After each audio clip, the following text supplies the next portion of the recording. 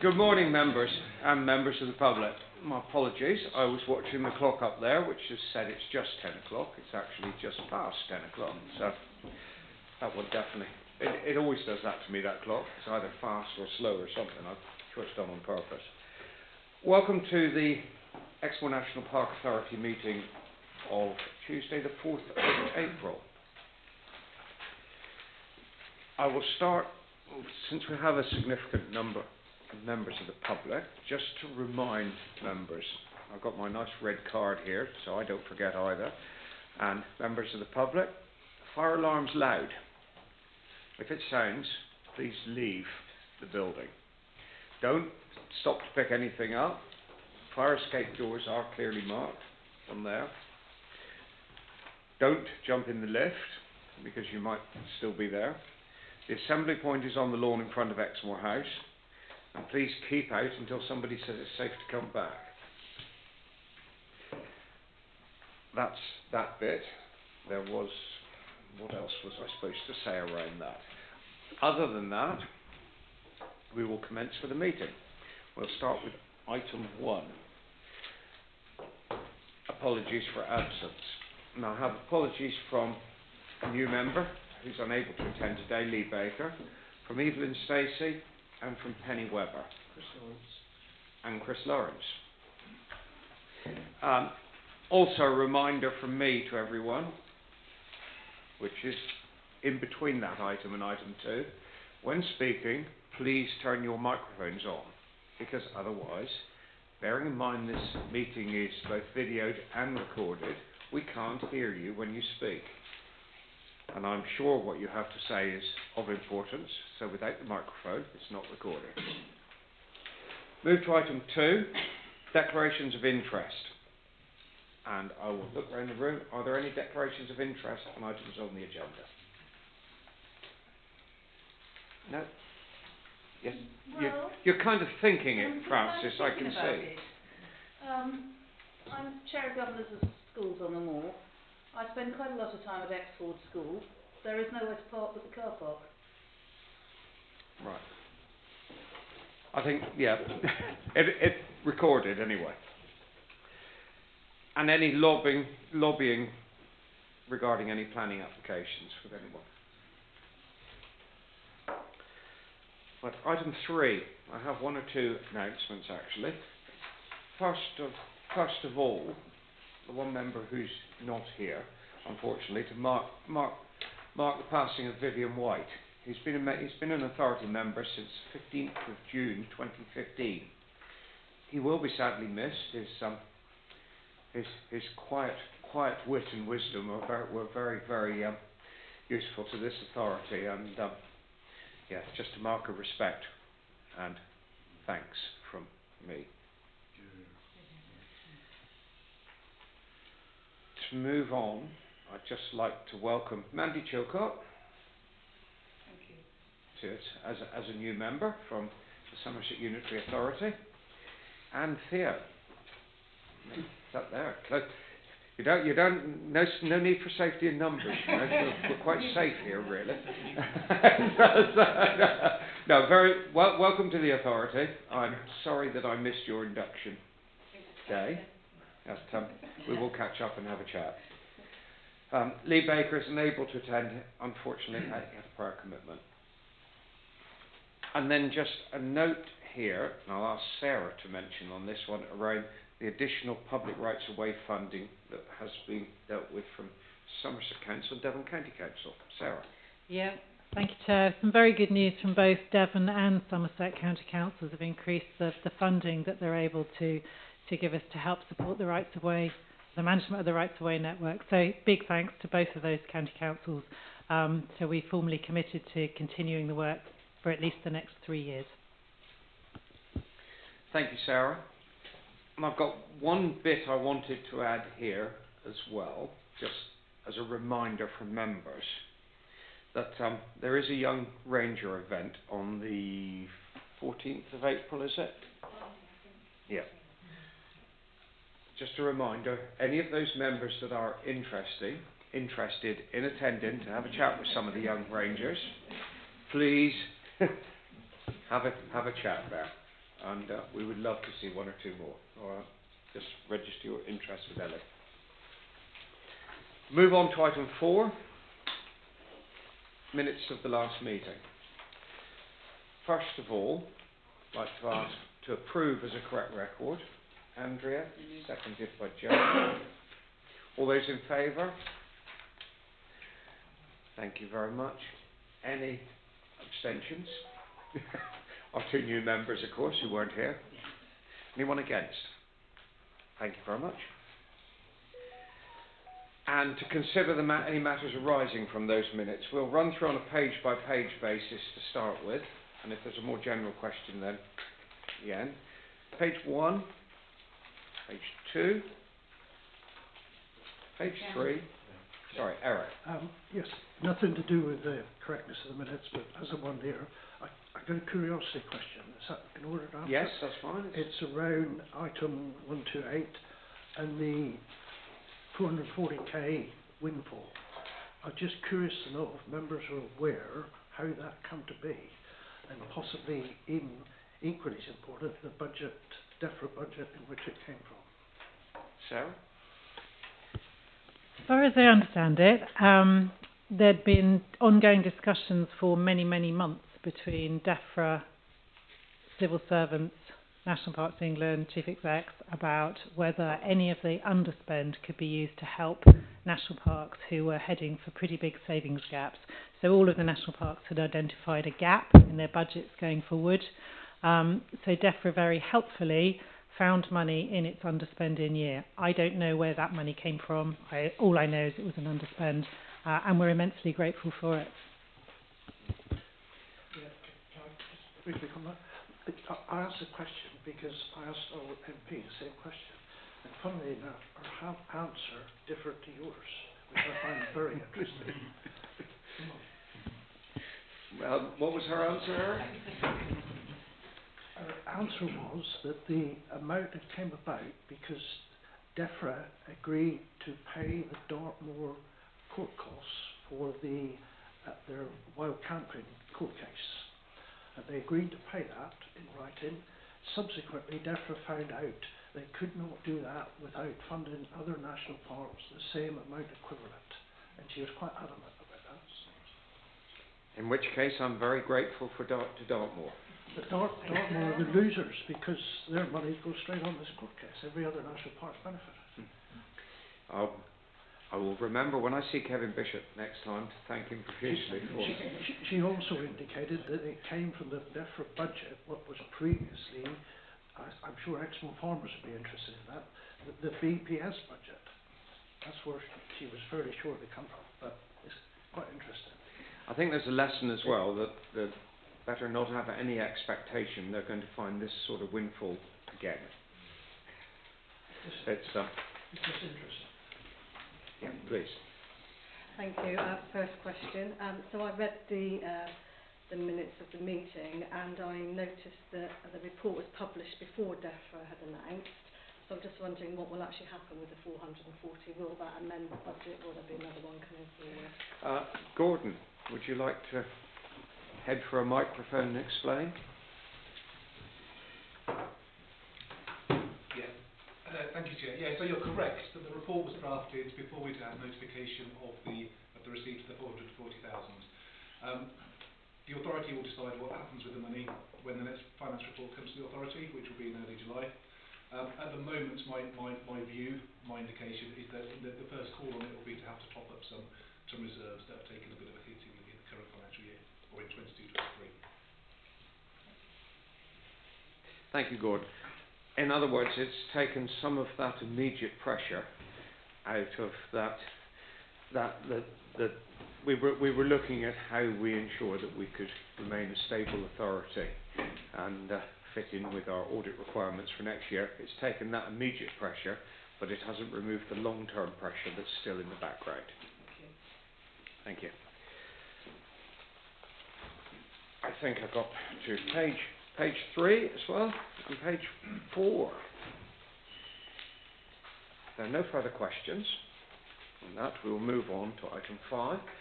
Item 5, I have a substantive list of public speakers. on authority items this time, which is different because normally it's on planning items. And I will call them in line with the items against which they wish to speak. Moving to item 6. Designation of Simmons, Bath and Winsford as conservation areas. Presentation first by Tom Thurlow, and then I'll ask for the public speakers to step forward. Is that the right order? Yes, Tom, over to you. Thank you, Chairman. Good morning, members and members of the public. I'll dive straight into this. I'm afraid there are quite a few slides. Quite a lot of them are pictures. And the first few slides are a bit text heavy, but we'll get through those and onto the photographs.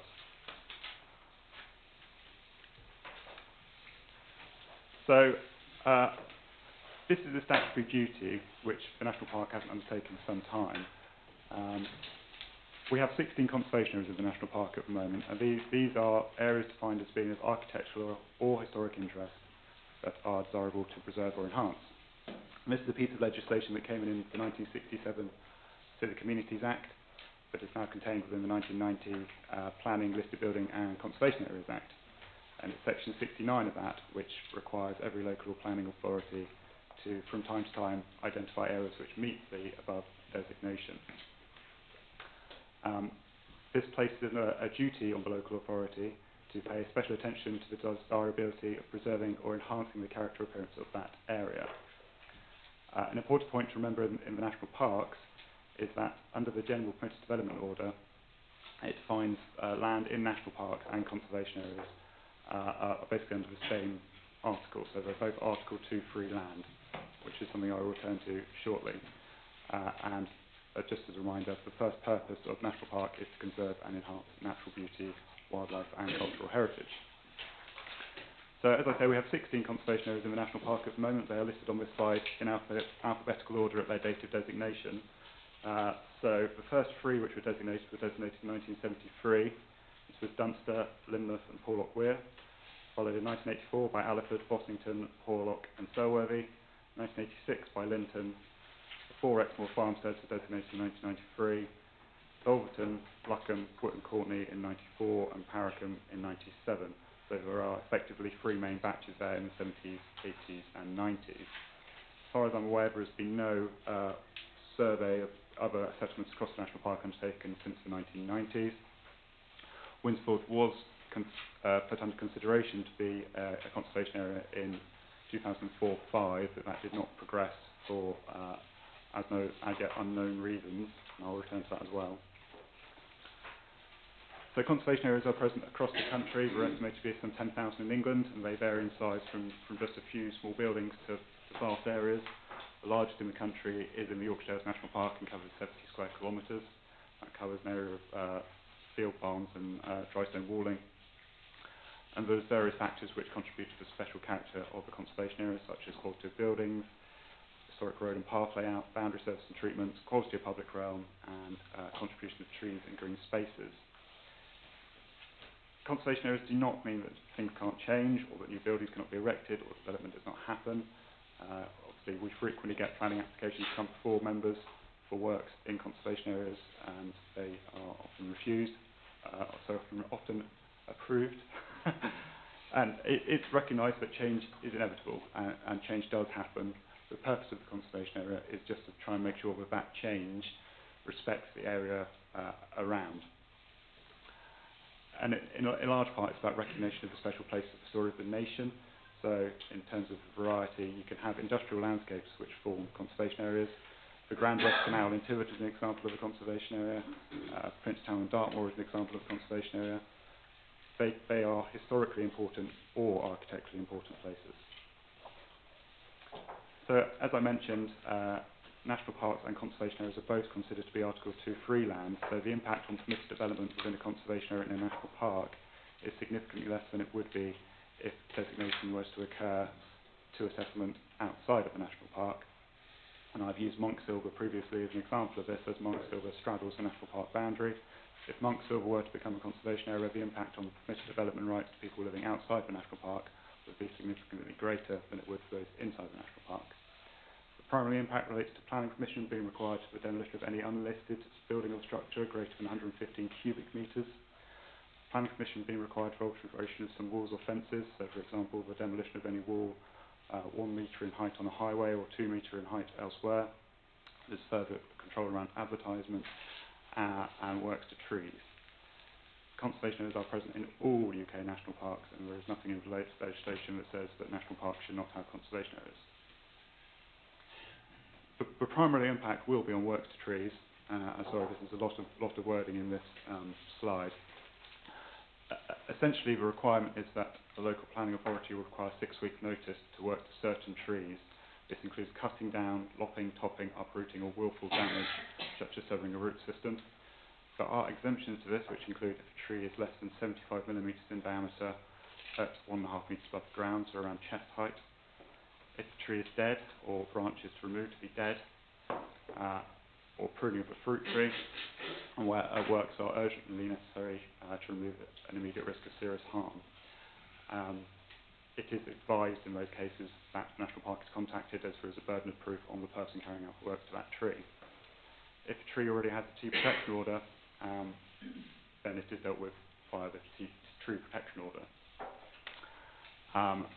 If more than 5 metre cubed is felled per current of water, then a felling licence is required, and this removes the need for a works tree in conservation area application.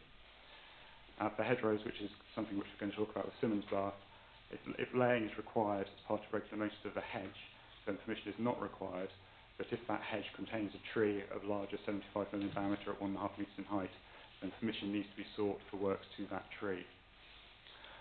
Trees are clearly quite important to the character appearance of settlements, and harmful works to trees can be detrimental to those settlements.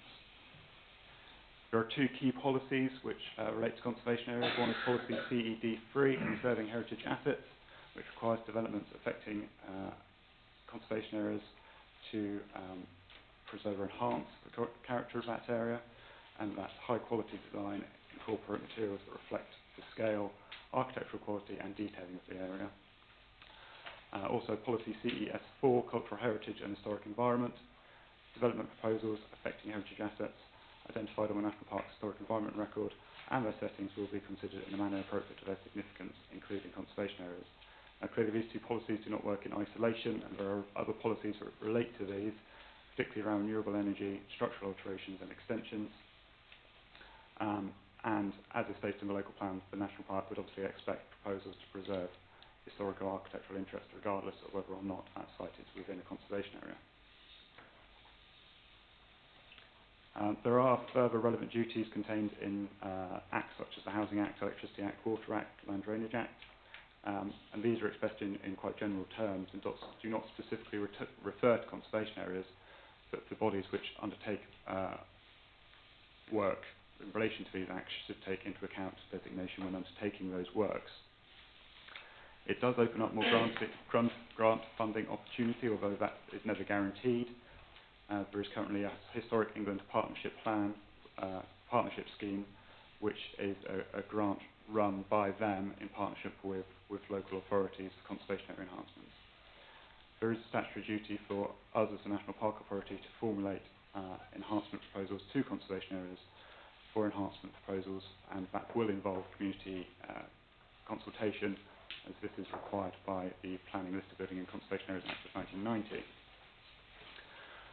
So that's some of the background. I will now move on to talk about Winsford. This is a map which I will return to later on in some detail, but gives members an opportunity to see where the proposed conservation area boundary is located in the green line. It is located at the centre, around the centre of the village, but it does exclude some properties on the periphery, and I will come back to the reasoning behind this boundary later on in the presentation. So Winsford is probably a Saxon settlement. This is a wide period from the 5th to 11th centuries, located at a key location at the junction of the rivers Ex and the Wyn. Much of the character derives from the informal layout of cottages around, several approach roads. There's quite a lot of approach roads coming into Winsford, and these are focused around the village green and the river Wyn with its stone bridges. The Ackland estate had ownership of Winsford for a very long time, and it does have some similarities to the estate village at Selworthy. There's a strong visual relationship across the settlement, and it's a very picturesque setting around that village centre. There's also quite a good mix of later 19th, 19th and 20th century buildings which do reflect detailing of some of the earlier properties. The houses, churches, bridges, all complement each other to form what could be considered a traditional English village setting. There are 13 listed buildings in the conservation area and 2 scheduled ancient monuments. These scheduled ancient monuments are also listed buildings in their own right. Clearly the most dominant building in the village is the parish church. This has some 13th century fabric in it and a tower which dates from around 1450. The scale of the church indicates that Winsford has been an important settlement for quite some time, and it's one of just 19 Grade 1 listed buildings within the National Park. This is a view looking across the village from the churchyard. This provides some of the backdrop to the village, so it's typical low moorland features, but then that gives way to the moorland of Winsford Hills to the north and west. The view looking the other way up towards the church, showing how dominant the church is from the centre of the village. The small Packworth Bridge in the foreground is a scheduled ancient monument and is Grade 2 listed. There's quite a range of building types and ages in Winsford, but they are essentially quite simple buildings with very little in the way of ornamentation. You compare that to, say, Porlock or Linton Lynmouth, where there's quite a lot more detail. That is largely absent from the buildings in Winsford. This is Gaze and Steep Cottage with its lateral chimney stack. It's thought to be one of the oldest buildings in the settlement. Very prominent pair of semi-detached late 18th century cottages are Thorn and Wynn cottages. These are Grade 2 listed. These are quite unusual in their plan for buildings of this date. This is a view from Village Green looking towards the Royal Oak, and clearly the focus of the village is around the green. The Royal Oak is Grade 2 listed, but did suffer significant fire damage in the 1990s. This shows the importance of trees to these settlements. Clearly the effects of ash dieback are present. These are a number of buildings along House Lane which would formerly be thatched, and the thatch has now been replaced with clay tile, as is commonly seen across Exmoor. A very prominent building in the village is Royal Oak Farmhouse, which is 16th century. Again, this has some similarities to property in Selworthy, where you have an early farmhouse which is, to want a better word, been beautified during the 18th and 19th centuries. The name Winsford obviously comes from the ford across the River Wyn, and that is still a focal point of the village. Here we also should see the former Wesleyan Methodist Chapel, which dates from the 18th century. I believe this also served as the village hall up until the construction of the new village hall in the 1950s.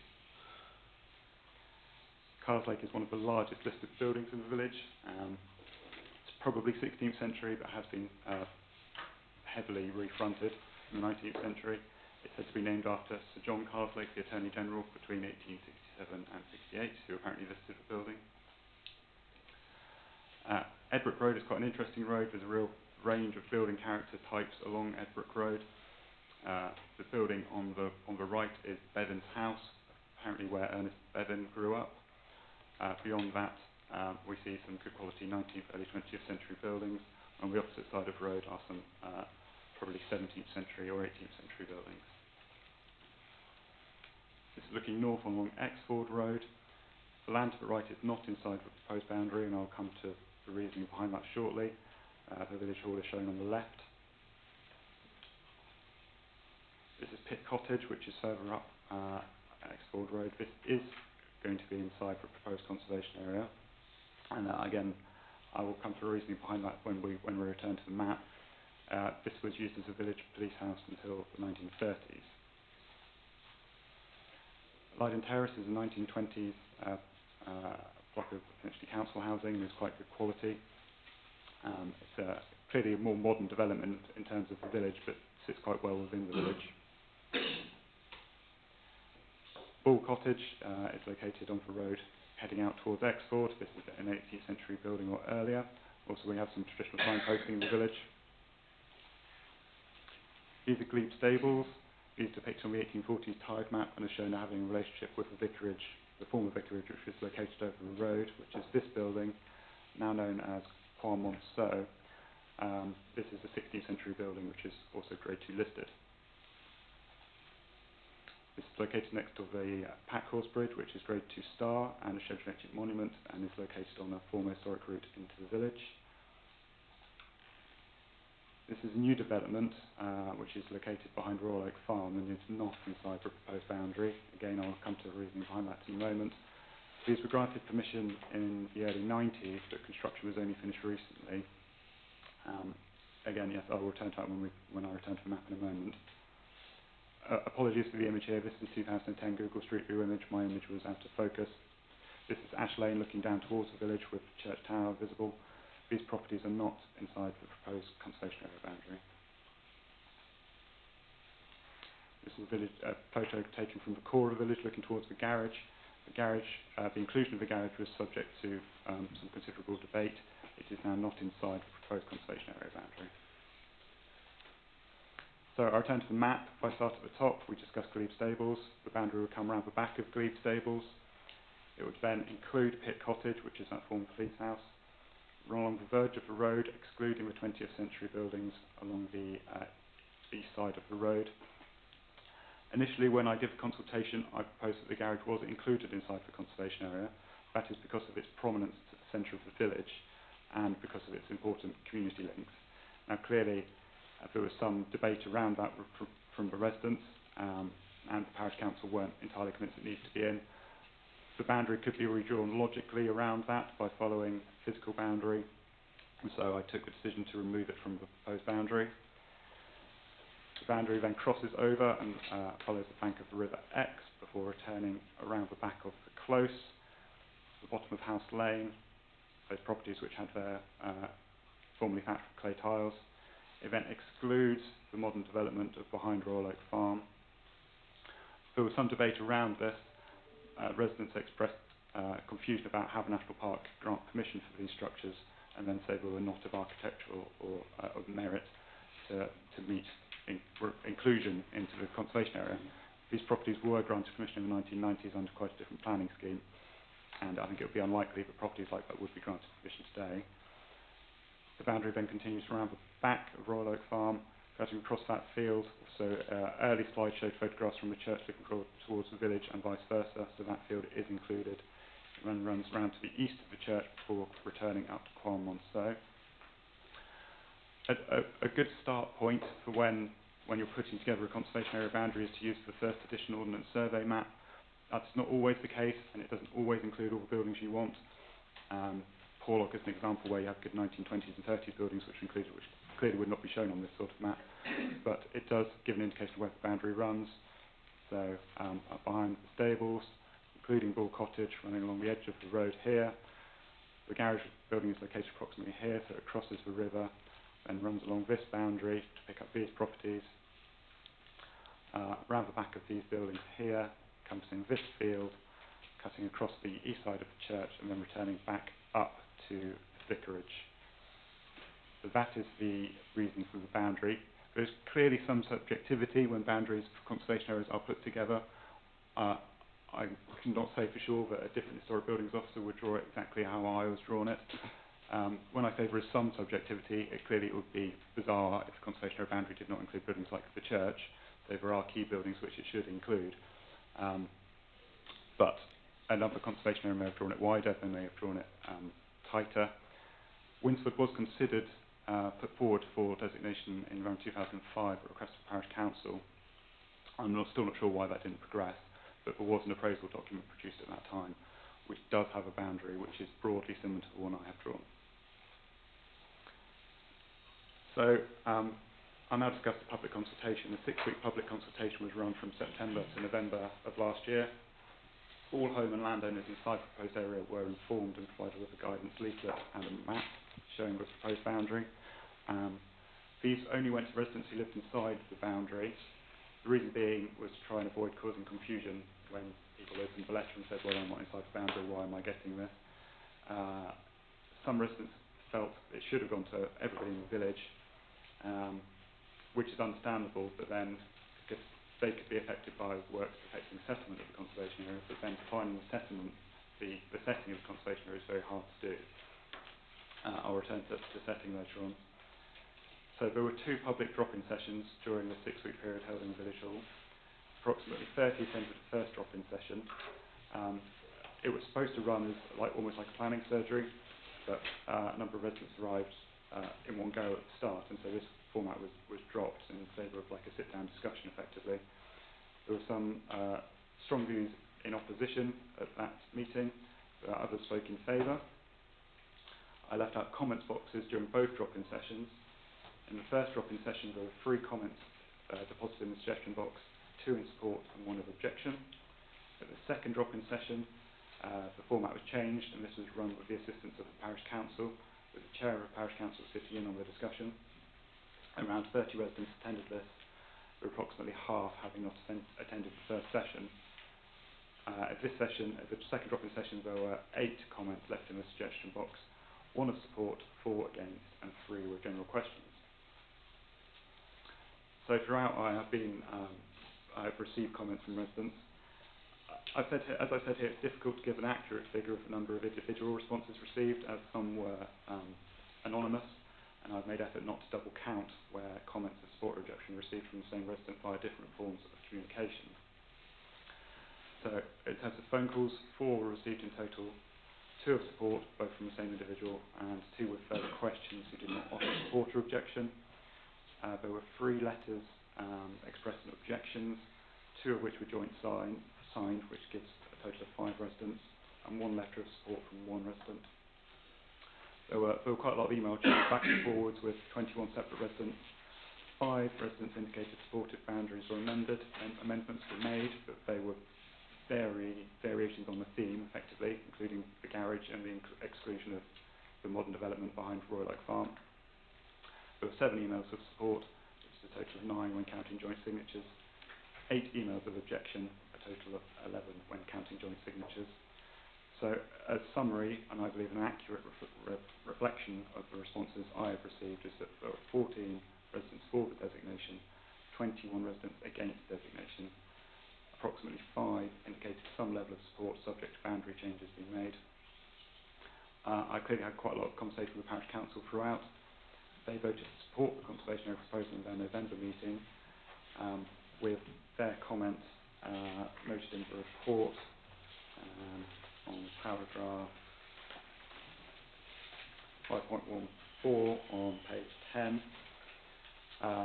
In that meeting, 3 of the parish councillors voted to support, 2 voted against, and 1 abstained. So, as a summary, the parish council are supporting the proposal, although the view of councillors is mixed.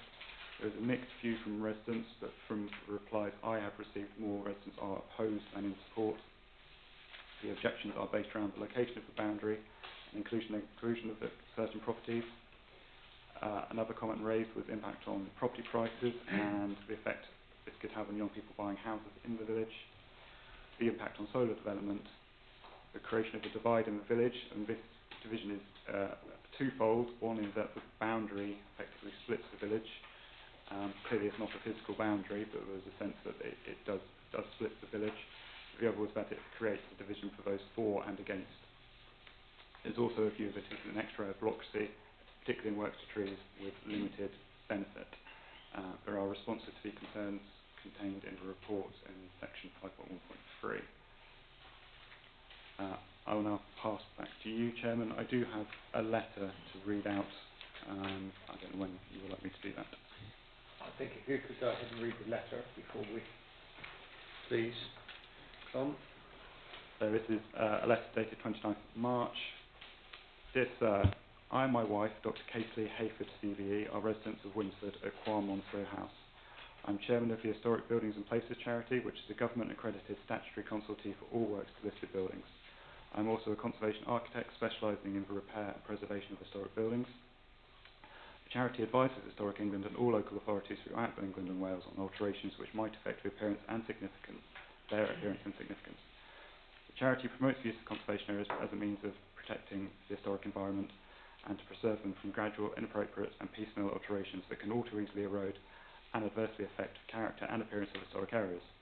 Small inappropriate alterations, such as UPVC windows, can irreparably harm both listed and non-listed historic buildings that contribute to the historic environment. Conservation area controls will ensure that the character and appearance of this very special village, which we all hold dear, will be protected from unsuitable development and alteration in the future. I fully endorse the National Park's decision to designate the historic core of Winsford as a conservation area. Yours sincerely, Giles Quam. Thank you, Giles. I think because we're dealing with, although this is one agenda item, it is two separate areas, it would be appropriate to have any debate now over the Winsford area, conservation area, and then we'll move on to the Simmons Park one. So, members. Can I just check there's no public speakers for the Winsford? I haven't got any public speakers down here for Winsford. Attendees and not speakers, Yeah. Please, any comments? Mike Kelly. Well, thank you, Chair. It's a very detailed report. Thank you for the presentation.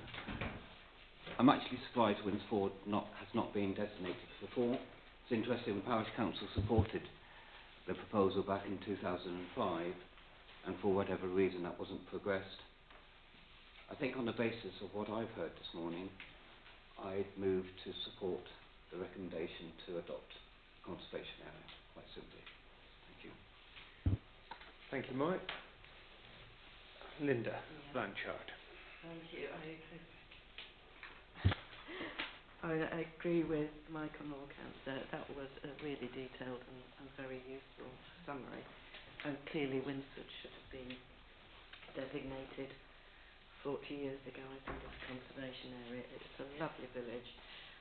And over the years, many of us have seen how historic and buildings and buildings of architectural importance have been eroded with just inappropriate small features that can really detract from a building and detract from the national park as a whole. And obviously I've worked in the historic environment field for many years, and I do feel that conservation area status is not only good in supporting national park purposes, but it's also good for the local economy. It brings visitors in, it just makes adds to the attraction of the place. So yeah, I would be very much in favour of this. I think the letter that Tom read out said it all really, so I'm quite happy to second the recommendation. Thank you, Linda. Jeremy. Thank you, Chairman, and well done. Good job. I'm also surprised that it hasn't been done in the past. I think the boundary makes sense, and thinking in a wider context, villages outside the park, many or most of them have some conservation areas. South Malton, Witheridge are quite large conservation areas. There are listed buildings within, but there are also unlisted buildings within. They wiggle around.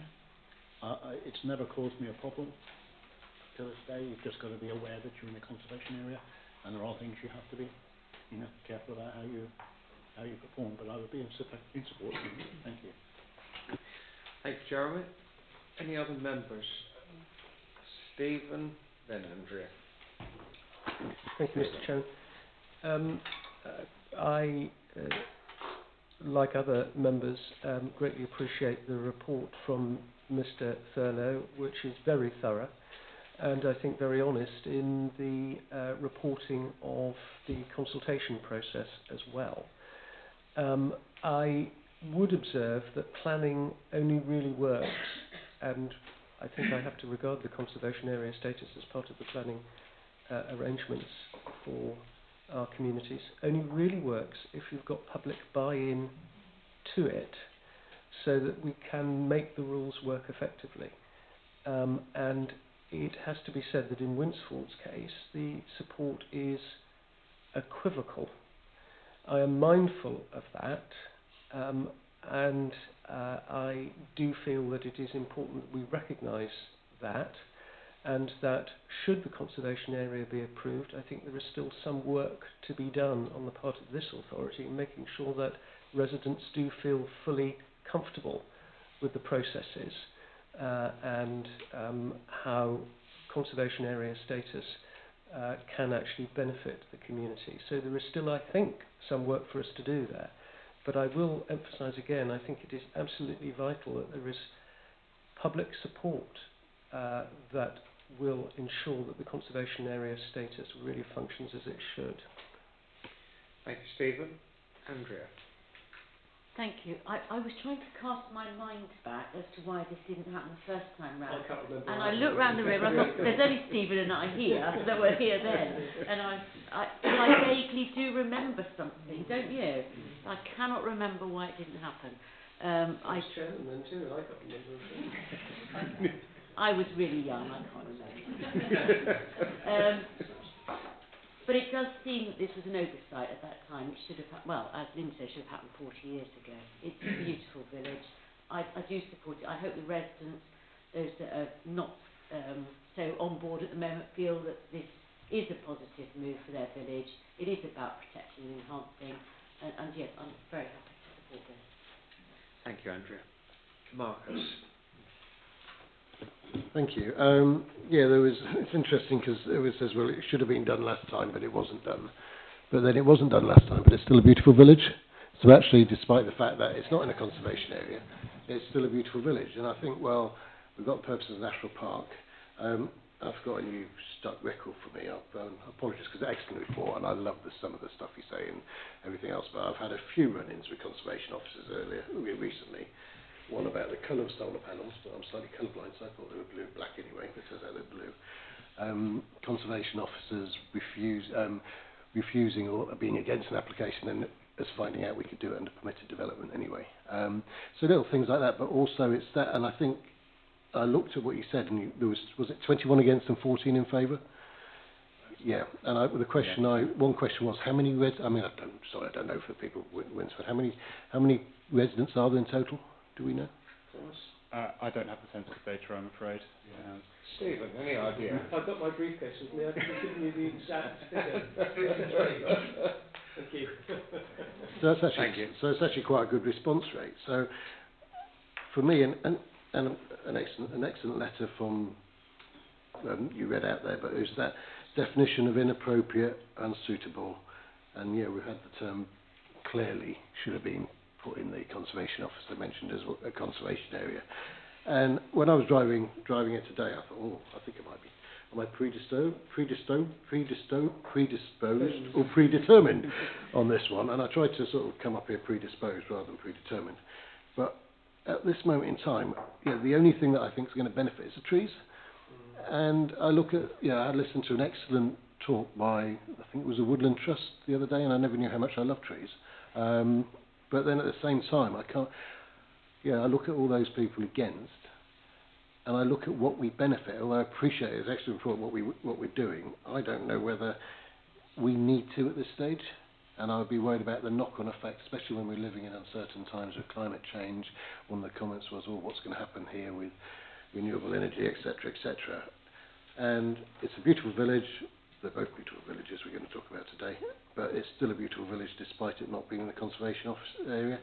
And for me, I think at the moment, I'm going to stick my neck on the line and say that I'd probably be voting against the proposal, because at this moment in time I don't think it's necessarily for the benefit of the park and indeed the residents in there. And I thought what Stephen said was a really good comment about getting the buy-in of all the people in that area. Thank you.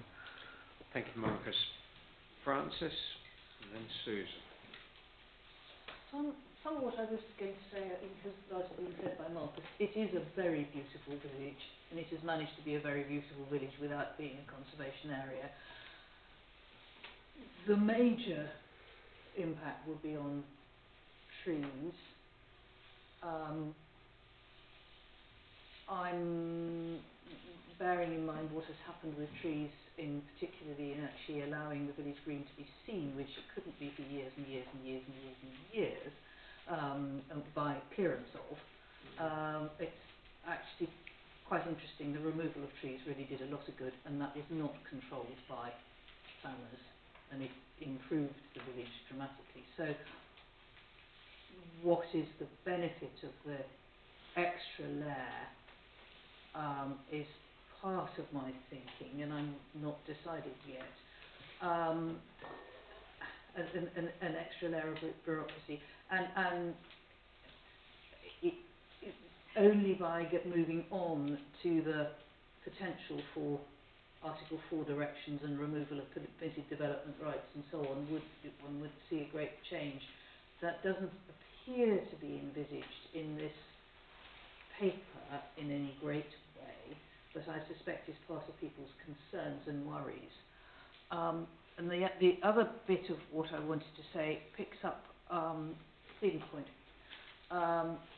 It will only work with people, and I think we've got to be, if it does go through, we've got to be really, really careful.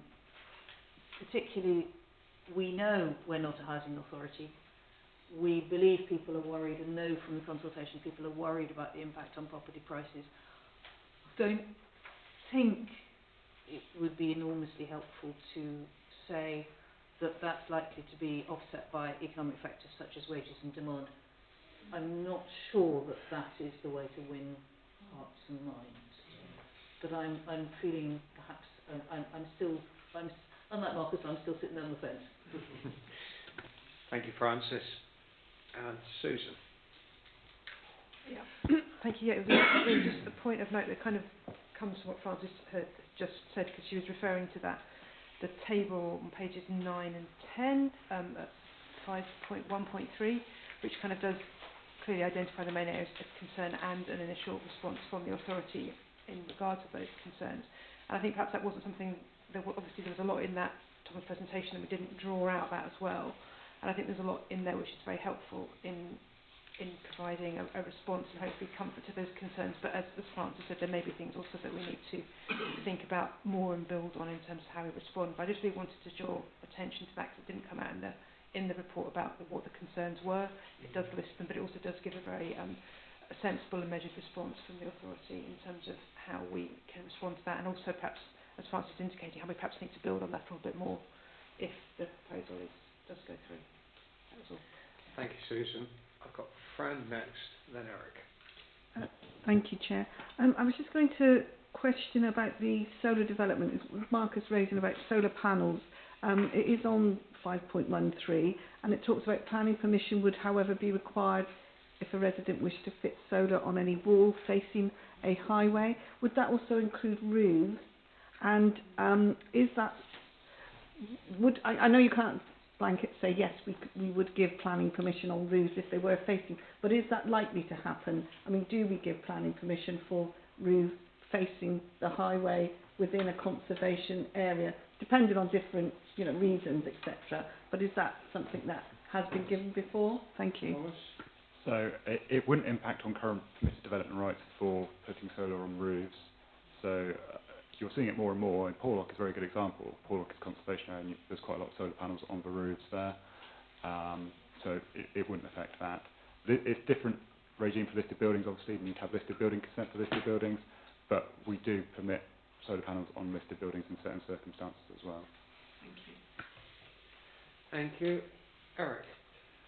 Yeah, first a little throwaway remark. I was interested in Marcus's comments on the trees. First thing crossed my mind, did he seriously consider about standing for Plymouth City Council these elections? That's nothing to do with this. No, I just want to go back into the 90s and test Stephen's memory. I don't think I include Andrea in this. We're probably the smallest and sleepiest little settlement within the park, somewhere where nothing changes. When it was proposed that a conservation area, they all rose up and made a major fuss unanimously about it.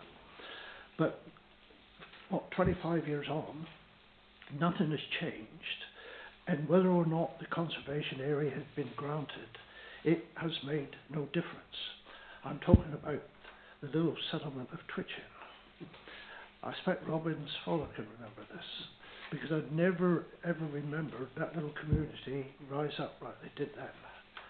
But it's just how communities react. But in reality, whether or not it was granted or not granted, which it was not granted, it's made no difference, because nothing has happened since. Thank you, Eric. Any other questions from members or comments? In which case, as I said, I'll take this in the two parts. So I have a proposal to approve and a seconder. Dean Thomas? Sorry, I'll come back on a few points raised. So Stephen is quite right. There's definitely some people strongly against in Winsford, and that's completely understandable. And I don't want to be working against these people at all. A big focus of my work going forward is to develop conservation area management plans, because we don't have any conservation area management plans at the moment, and they target the problems which the community see and try to find ways to deal with those. One of the issues which came up again and again in the parish council discussion is the issue of the parking area opposite the garage in Winsford. That's owned by Somerset County, I believe, but there may be some sort of solution there which conservation area designation can help. What we don't want to see is that becoming a sea of tarmac. So there's absolutely things to do, working in the community around that. Why not in 2005, Andrea? I believe it might be because my predecessor, who was Mark Clitheroe, left, and it stalled, but I'm not sure. I don't know if it came before committee. In terms of benefit, which is a point that Marcus raised, often what I don't want us to be doing is being reactive when there's a problem, if something does happen. So members may remember a few years ago in Linton, there were some trees held up behind the convent, and that caused a bit of an uproar. And that was outside the conservation area. If that had been inside the conservation area, it wouldn't have been a problem.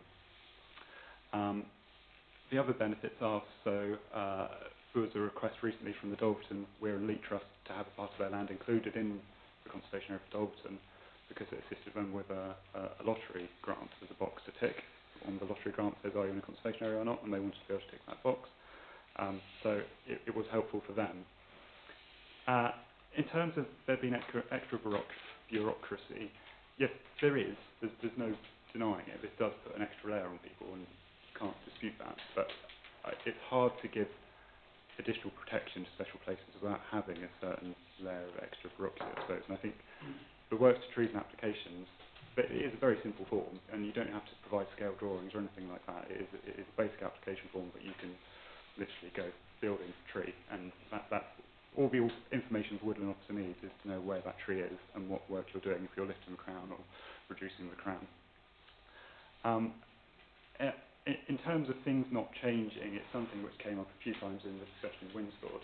And when I did my consultation events, I had pictures out of Winsford throughout various years, and there was quite a lot of discussion about how village doesn't change, but then at the end people came up and looked at the pictures and were saying, oh, that's different, that's different, that's different. So things do definitely change. The Article 4 argument, so Article 4s are easier to apply in conservation areas, basically, because you have an appraisal document, you have something there which identifies the issues. And if there's an appeal process against an Article 4, you can point to it being a conservation area. So the Article 4 can remove certain permitted development rights. So you say numbers 1 to 5 High Street now need planning permission to change their windows or doors, which is clearly beneficial in some instances. We don't currently have any Article 4s in any of our conservation areas. If it is something which is seen as an issue as we develop conservation area management plans, then it's something which I think we should implement. It's a particular issue, I think, in Porlock at the moment, and I'm beginning discussion with the parish council there. And if it is seen as an issue in Winsford, then it is something we can look into, because there may be things which impact it. It's something which I'm going to talk about a bit more, perhaps with Simmons Bar as well. But let's just provide some background on the articles. So yeah, thank you, Tim. Thank you, Thomas. Dean? Thank you, Chair. Just very quickly, I won't repeat what Thomas said. I guess what I want to try and emphasise is the designation of an area as a conservation area shouldn't always be seen as a negative as well. It does offer opportunity for a clear focus and clear attention towards development, quality of development, the use of materials, the protection of the sense of place, and ensuring that the right development is going in the right place. Winsford is quite a good example of that 1990s development that was referred to earlier.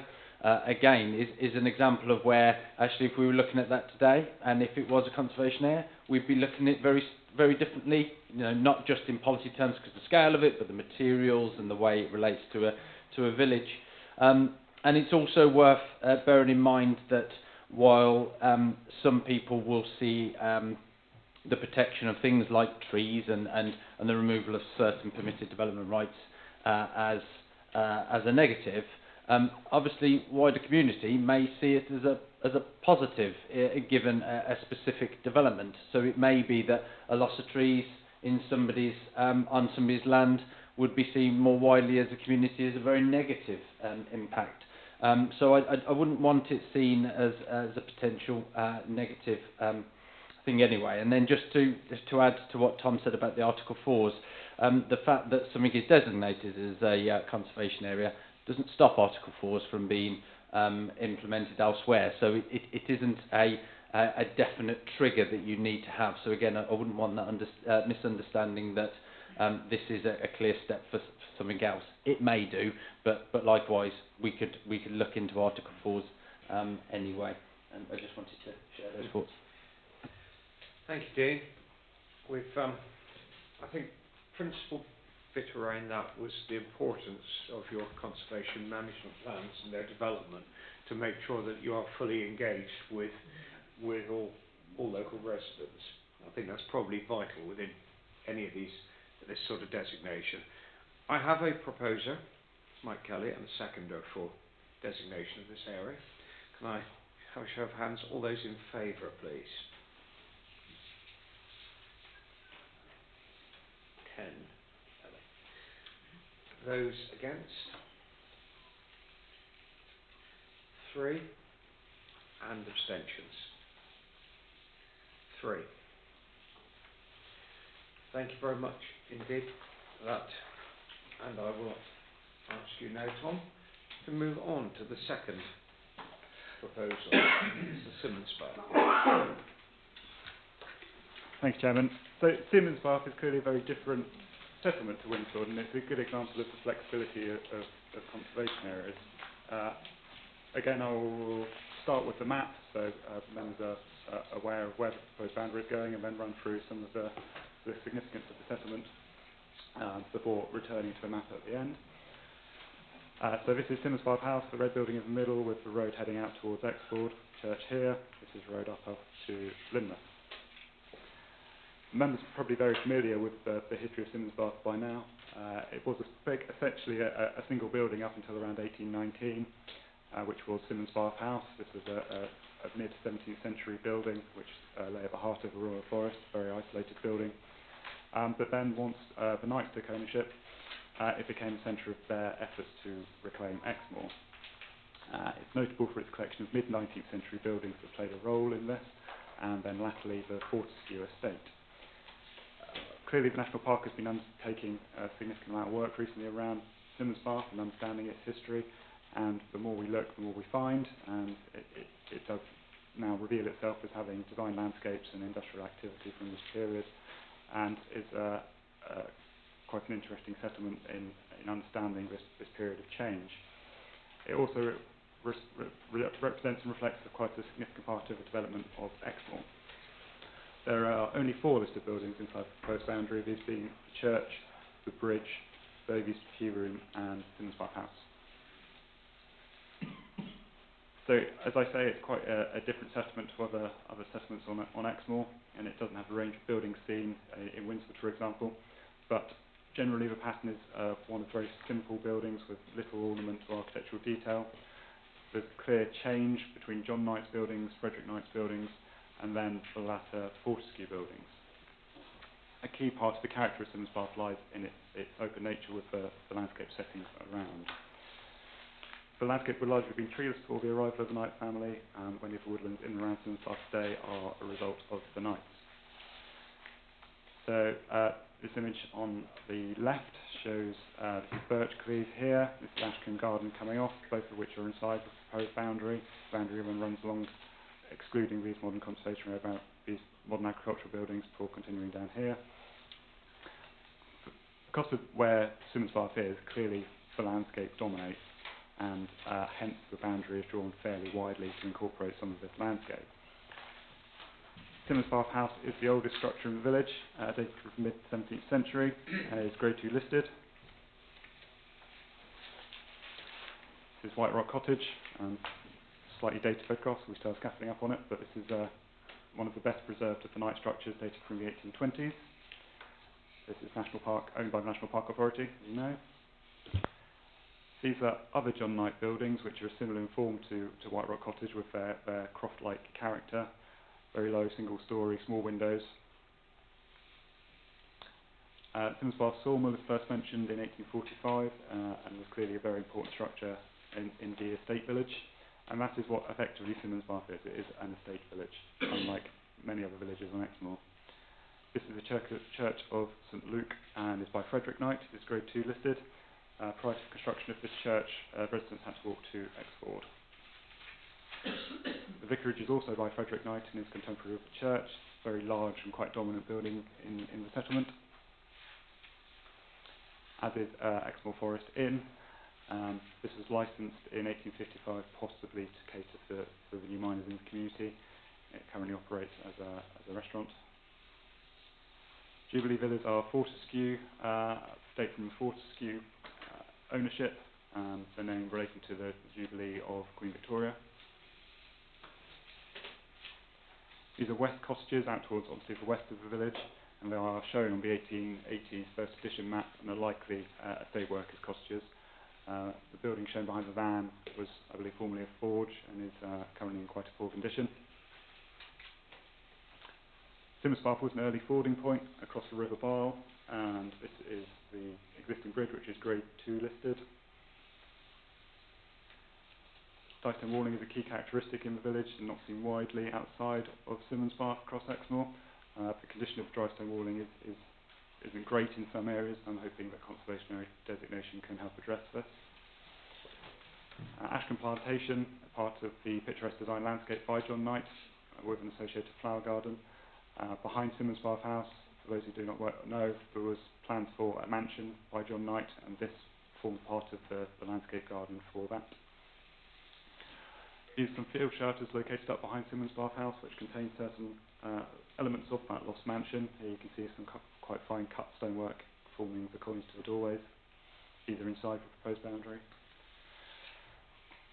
So, starting up at the top, the proposed boundary runs around Ashcombe Garden, which is owned by Exmoor National Park, runs along the back of the church, including the field which you see on the entry into the village with many white stones located in it. It then includes Birchcleave Woodland. This is also owned by the National Park Authority and is TPO'd woodland. It incorporates the meadow down by the River Barle, the bridge, then it runs along the north side of the road, which heads out to North Malton, before cutting down to the river. The reason for including this area of land here is that this is an important part of the water management system for the mill, and also provides a very scenic backdrop to the village. It then cuts up behind West Cottages, before heading up behind the rear of Simmons Bar Barton, which is also a night farm. It then comes across the road, which heads up to Lynmouth. My initial boundary had it running behind this modern agricultural building, so this would have been included. The reason being is that I wanted to include this structure here, which is a positive structure shown on the first edition. The conservation area boundary should, where possible, follow physical boundaries, and that's why I had it running up here.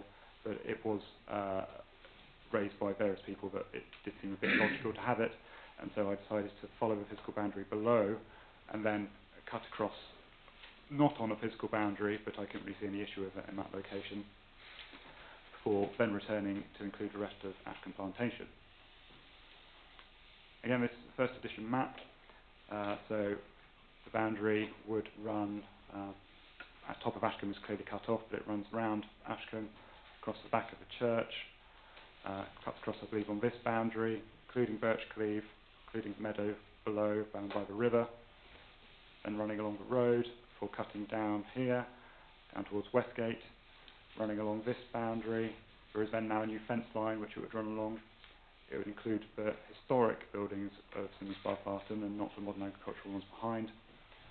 Running along the lane, then cuts across, including that building which I pointed out earlier. The modern agricultural buildings are located here now.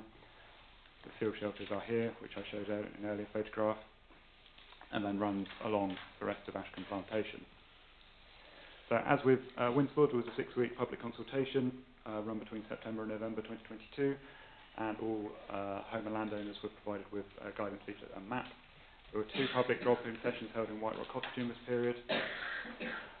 8 residents attended the drop-in sessions. 2 expressed opposition. 1 indicated a general view of the village was against the proposal. Others attended did not give a formal view but did raise concerns. As with Winsford, I left out comments boxes, but no comments were deposited in the comments boxes.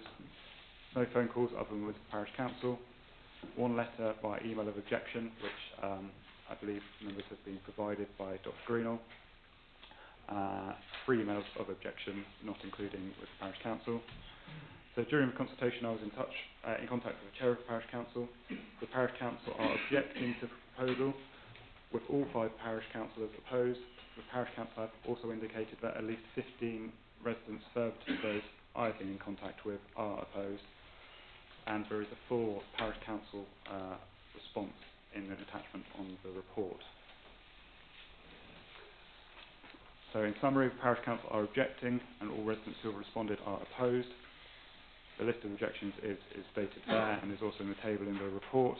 They are broadly similar to the objections provided by residents of Winsford. There are a couple of different ones here.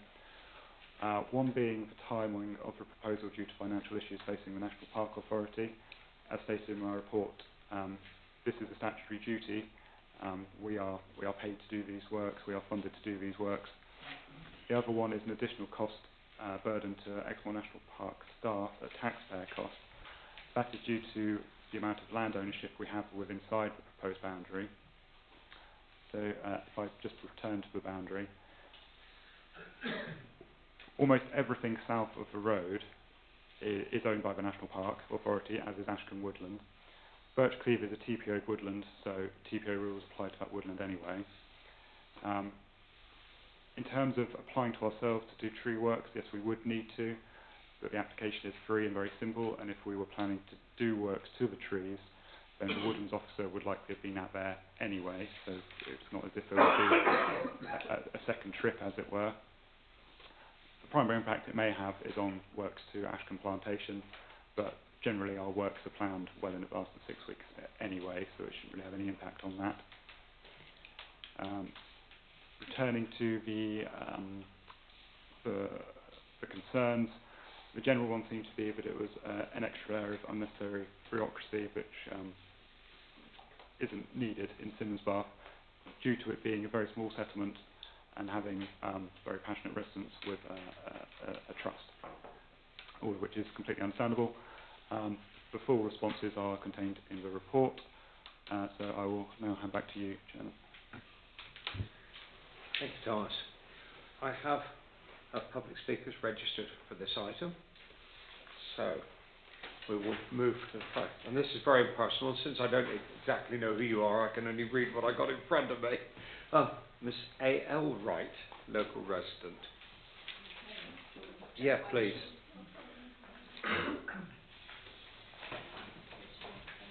Is the microphone turned on as well?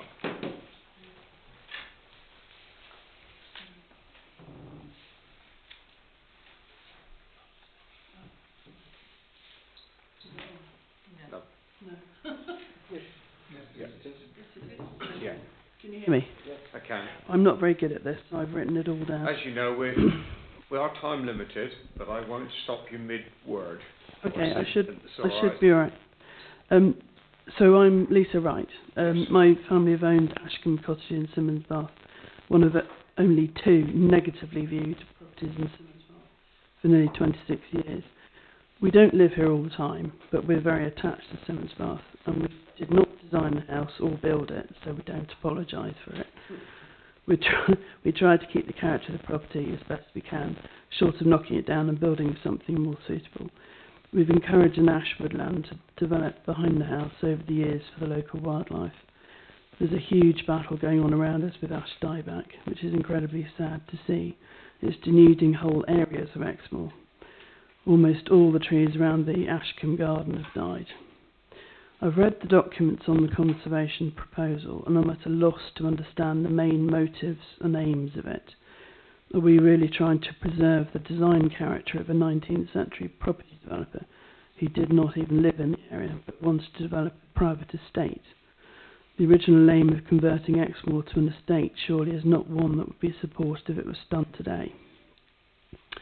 Surely the modern aim is to preserve wildlife, rewilding, protecting ancient skills and locally based business, not to create a vague and barely understood vision of a man who, even with his huge ambition and wealth, could not be bothered to finish a mansion in order to live in Simmonsbar. Should the emphasis not be on rewilding and returning Exmoor to the moorland, it should be, and disturb the natural world around us less than we have been. Finally, I wanted to comment on the proposed listing of several properties in the village. The recent owners of the vicarage have gone above and beyond with their preservation of the house and gardens, and the local pub and hotel, the Exmoor Forest Inn, which had been struggling for years, is now under brilliant new management. Those people have improved the area so much they should be encouraged and assisted, not put under more onerous restrictions. Preservation should include the status quo for local residents and businesses, not just vague historical characters that nobody properly documented. So, in short, are we seeking to conserve a 19th century developer or Exmoor? Thank you very much. And I now have Joe Wright for 2 or 3 statements, I believe. How many statements have you got? I've got 2. That's the one. Thank you very much. First statement is from the directors. Oh. Is that what?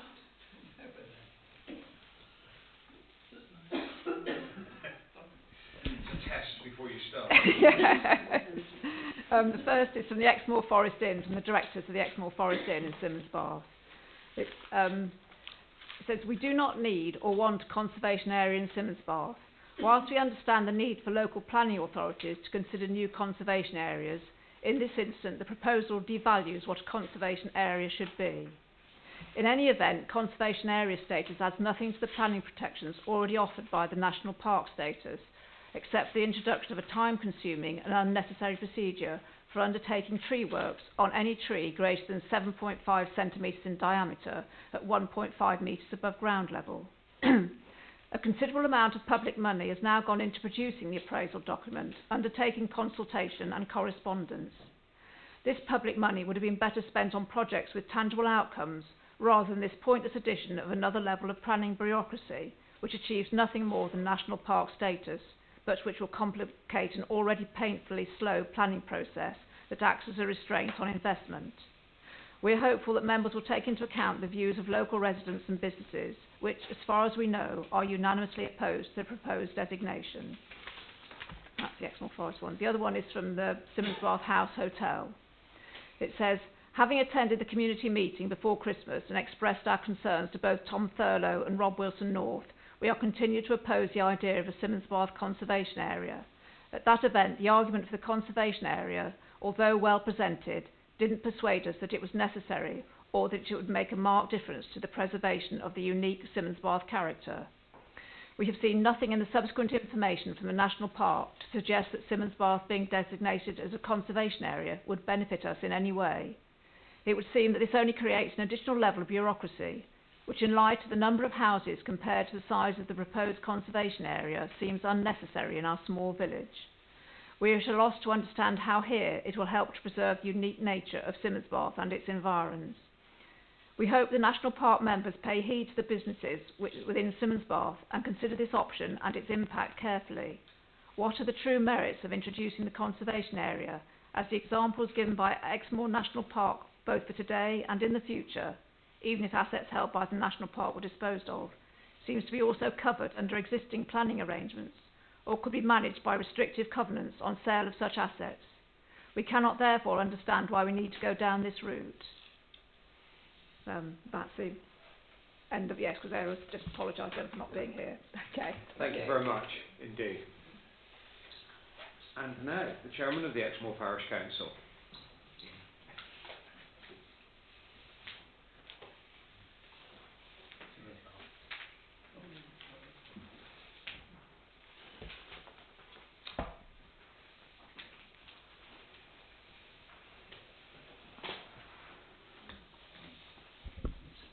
Still on? Still on, I would hope.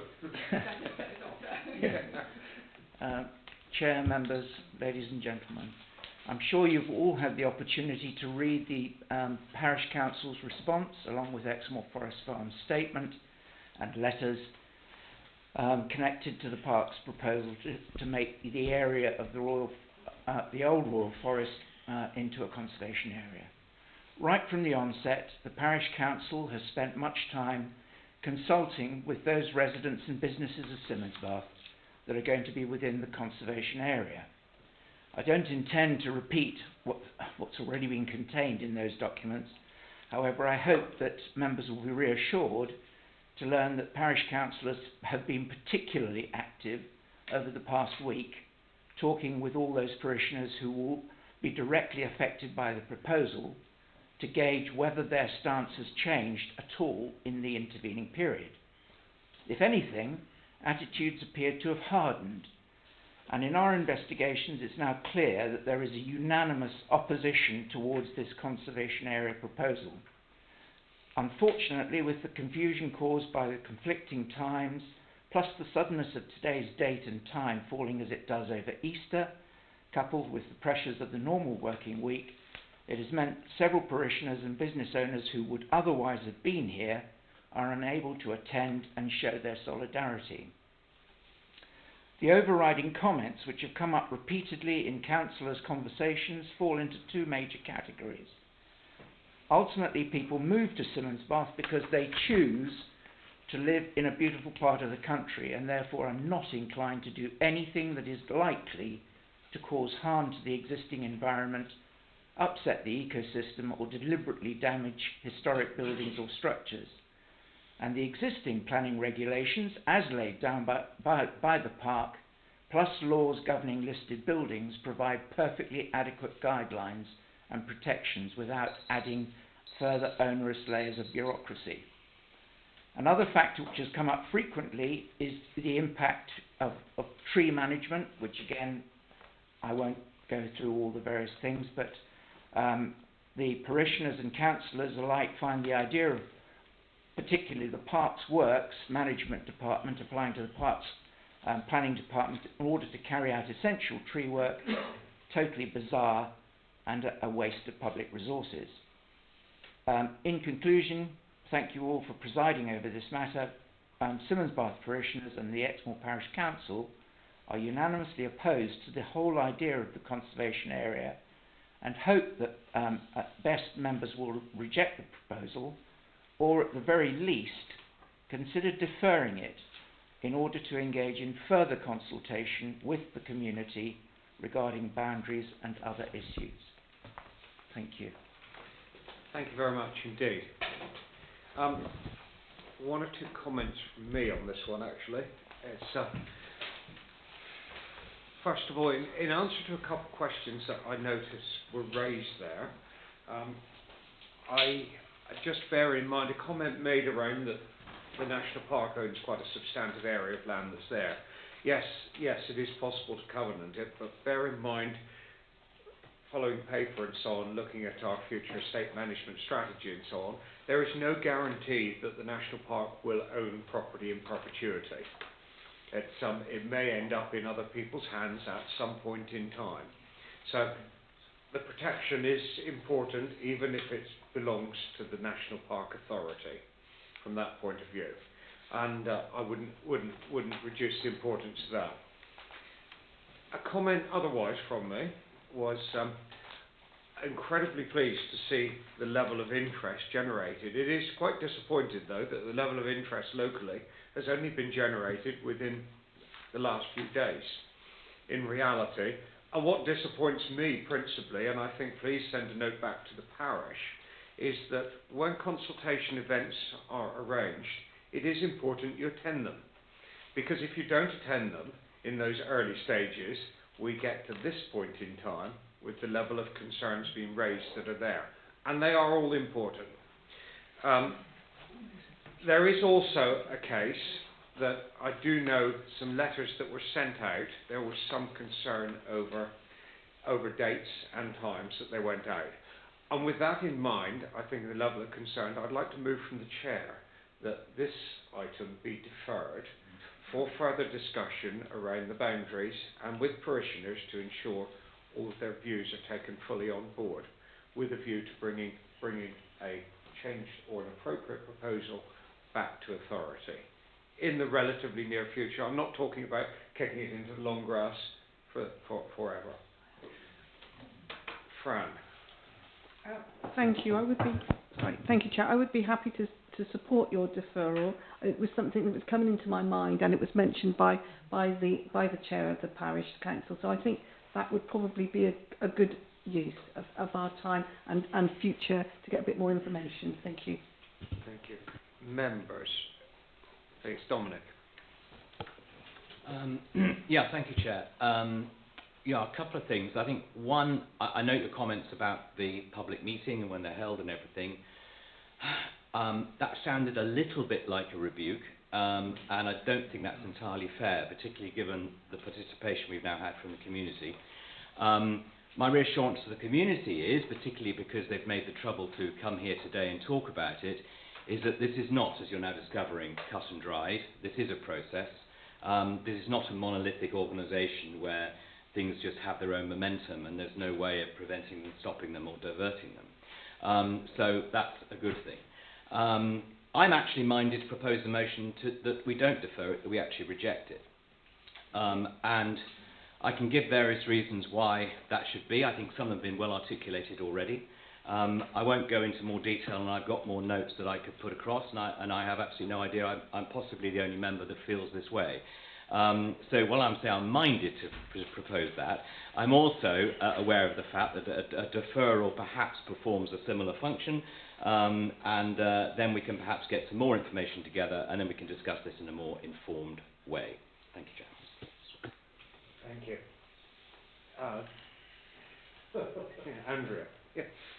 Well, Chairman, I'm sort of with Dominic, really, because what I'm going to ask you is, what are you hoping to achieve at a deferral, or have I missed something that we're hoping to do in the next few months? Because it's clear that there is no support, and there's no way I'm voting for something that the Parish Council doesn't support. So the previous one, Winsford Parish Council supported. This one they do not. So there's my bottom line, or red line, I think people say now. But I'm with Dominic. So what are you hoping to achieve by a deferral? Might change my mind. That would be a question I'd probably have to ask Thomas from what he thinks he could. Discussions may run to. I'll draw members' attention before I kind of answer that point to the letter from Dr. Green on Exmoor Forest Farms, the most recent correspondence which I believe you have received. And in that, he had talked about the works to trees being a particular issue and has proposed a revised boundary which effectively removes a large part of the western part of the proposed conservation area boundary. So effectively he is proposing that the boundary would run along this boundary here, then round the back of these buildings, and coming down, including the sawmill, and then dropping down to the bridge. So all of this would be excluded. Now our land ownership is this, below the road largely, a couple of bits we don't own, but largely behind the road. So effectively the only bit, logically, I could see which they are proposing they would support would be this area. My nervousness around doing that is that we would be meeting the needs of one particular landowner. Now in Winsford, where there was residents suggesting they did not want to be inside the proposed boundary, the risk is this, that we say yes to them, we go end up with a conservation area boundary that makes no sense and it's pot-marked with holes in it. This is the boundary which I think makes the most sense. It could arguably be far more widely drawn, given the importance of the landscape around Simmons Bath, rather than more tightly drawn. So, and I feel I've made that view clear to the Parish Council. I fully respect the residents are opposed and the Parish Council is opposed, and I don't want to try and hide anything from them around that. So, my view would be I'm not sure what deferral would provide. Thank you, Chair. Yeah, I mean, part of what I was going to say has already been covered in terms of what would be the purpose of the deferral, and I think you've heard the advice from the Historic Buildings Officer in terms of their professional judgment that we wouldn't necessarily be looking to support something that looked to retract the scale of the conservation area. Actually, there could be an argument you can make it bigger. So I think from that point of view, there's a decision there for members to make here today, potentially, rather than needing to concern ourselves with deferring it and going through a wider consultation process. The other thing that I very quickly wanted to clarify and address was the reference to the letters and the confusion. So just to be clear for all members, original letters were sent out advising members of the public of this meeting, as we do with every authority meeting, and there was basically a discrepancy in the dates that people could register their wish to address the committee face-to-face, as a number of residents have done today. I did circulate a follow-up letter clarifying that. The important part of it is that the date of the meeting was correct in every single letter. So nobody was disadvantaged by those letters of attending today, and we took the view that it was reasonable for us to give members of the public the most time we could to register that opportunity to vote, which was 4 o'clock yesterday. So I don't think either that is a reason to necessarily defer the discussion today. Thank you, Chair. Go back to Andrea, and then I'll go. Well, if Dominic's just proposed, I can't hardly see you because the sun's shining on the window still behind you. You look like a halo, actually. So I'm sorry if I'm peering in the general direction. So I'm sort of looking to Dominic, and then I'm happy to second because he mentioned it first. Was that a proposal, Dominic? Yes, so my proposal is, and I can, if you give me an opportunity, I can give some more details now. Right, well, I think we heard actually some good arguments already, and I think some of the letters that have come out, and I think Andrew's point is absolutely important as well, is that when this is so opposed by the parish council and by a large number of the residents, it's really hard to see what on... We have to have a really strong reason to push it through, and I can't see any strong reasons. At the beginning, in Thomas's presentation, very good, it invited us to remember that we are applying a conservation area because of historic and or architectural importance. The historic importance of this particular place, I believe, is overstated. I think there's some support for that view as well from the people within the settlement itself.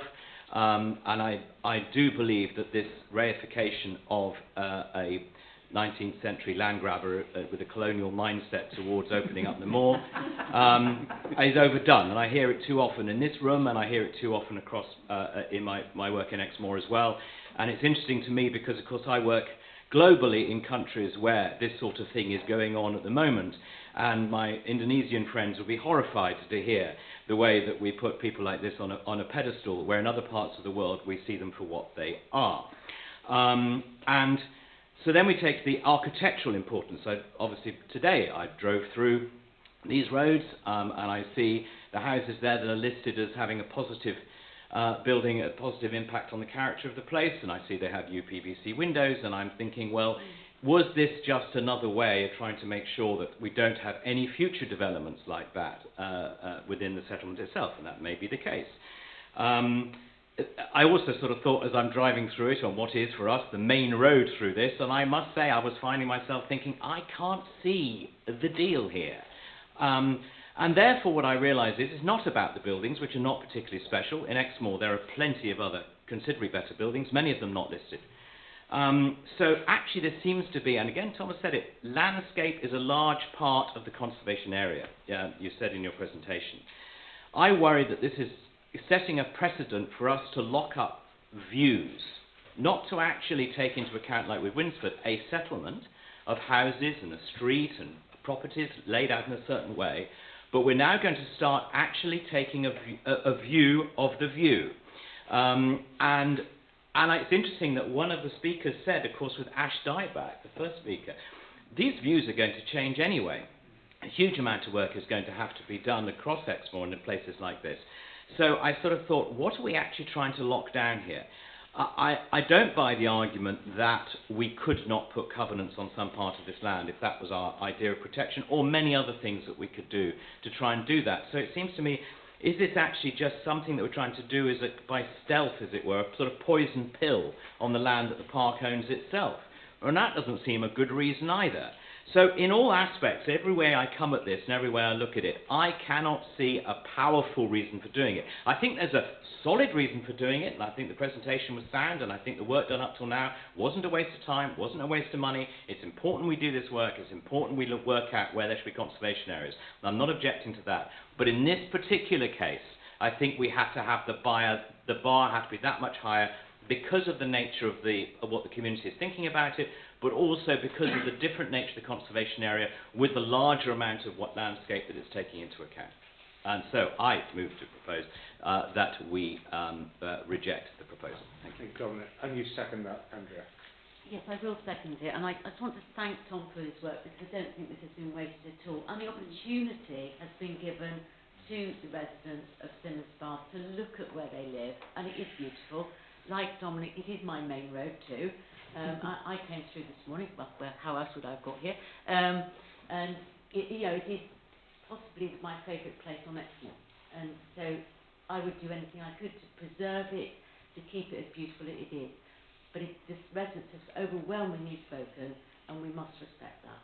But I want to thank Tom for his hard work on this. Thank you, Andrea. Francis.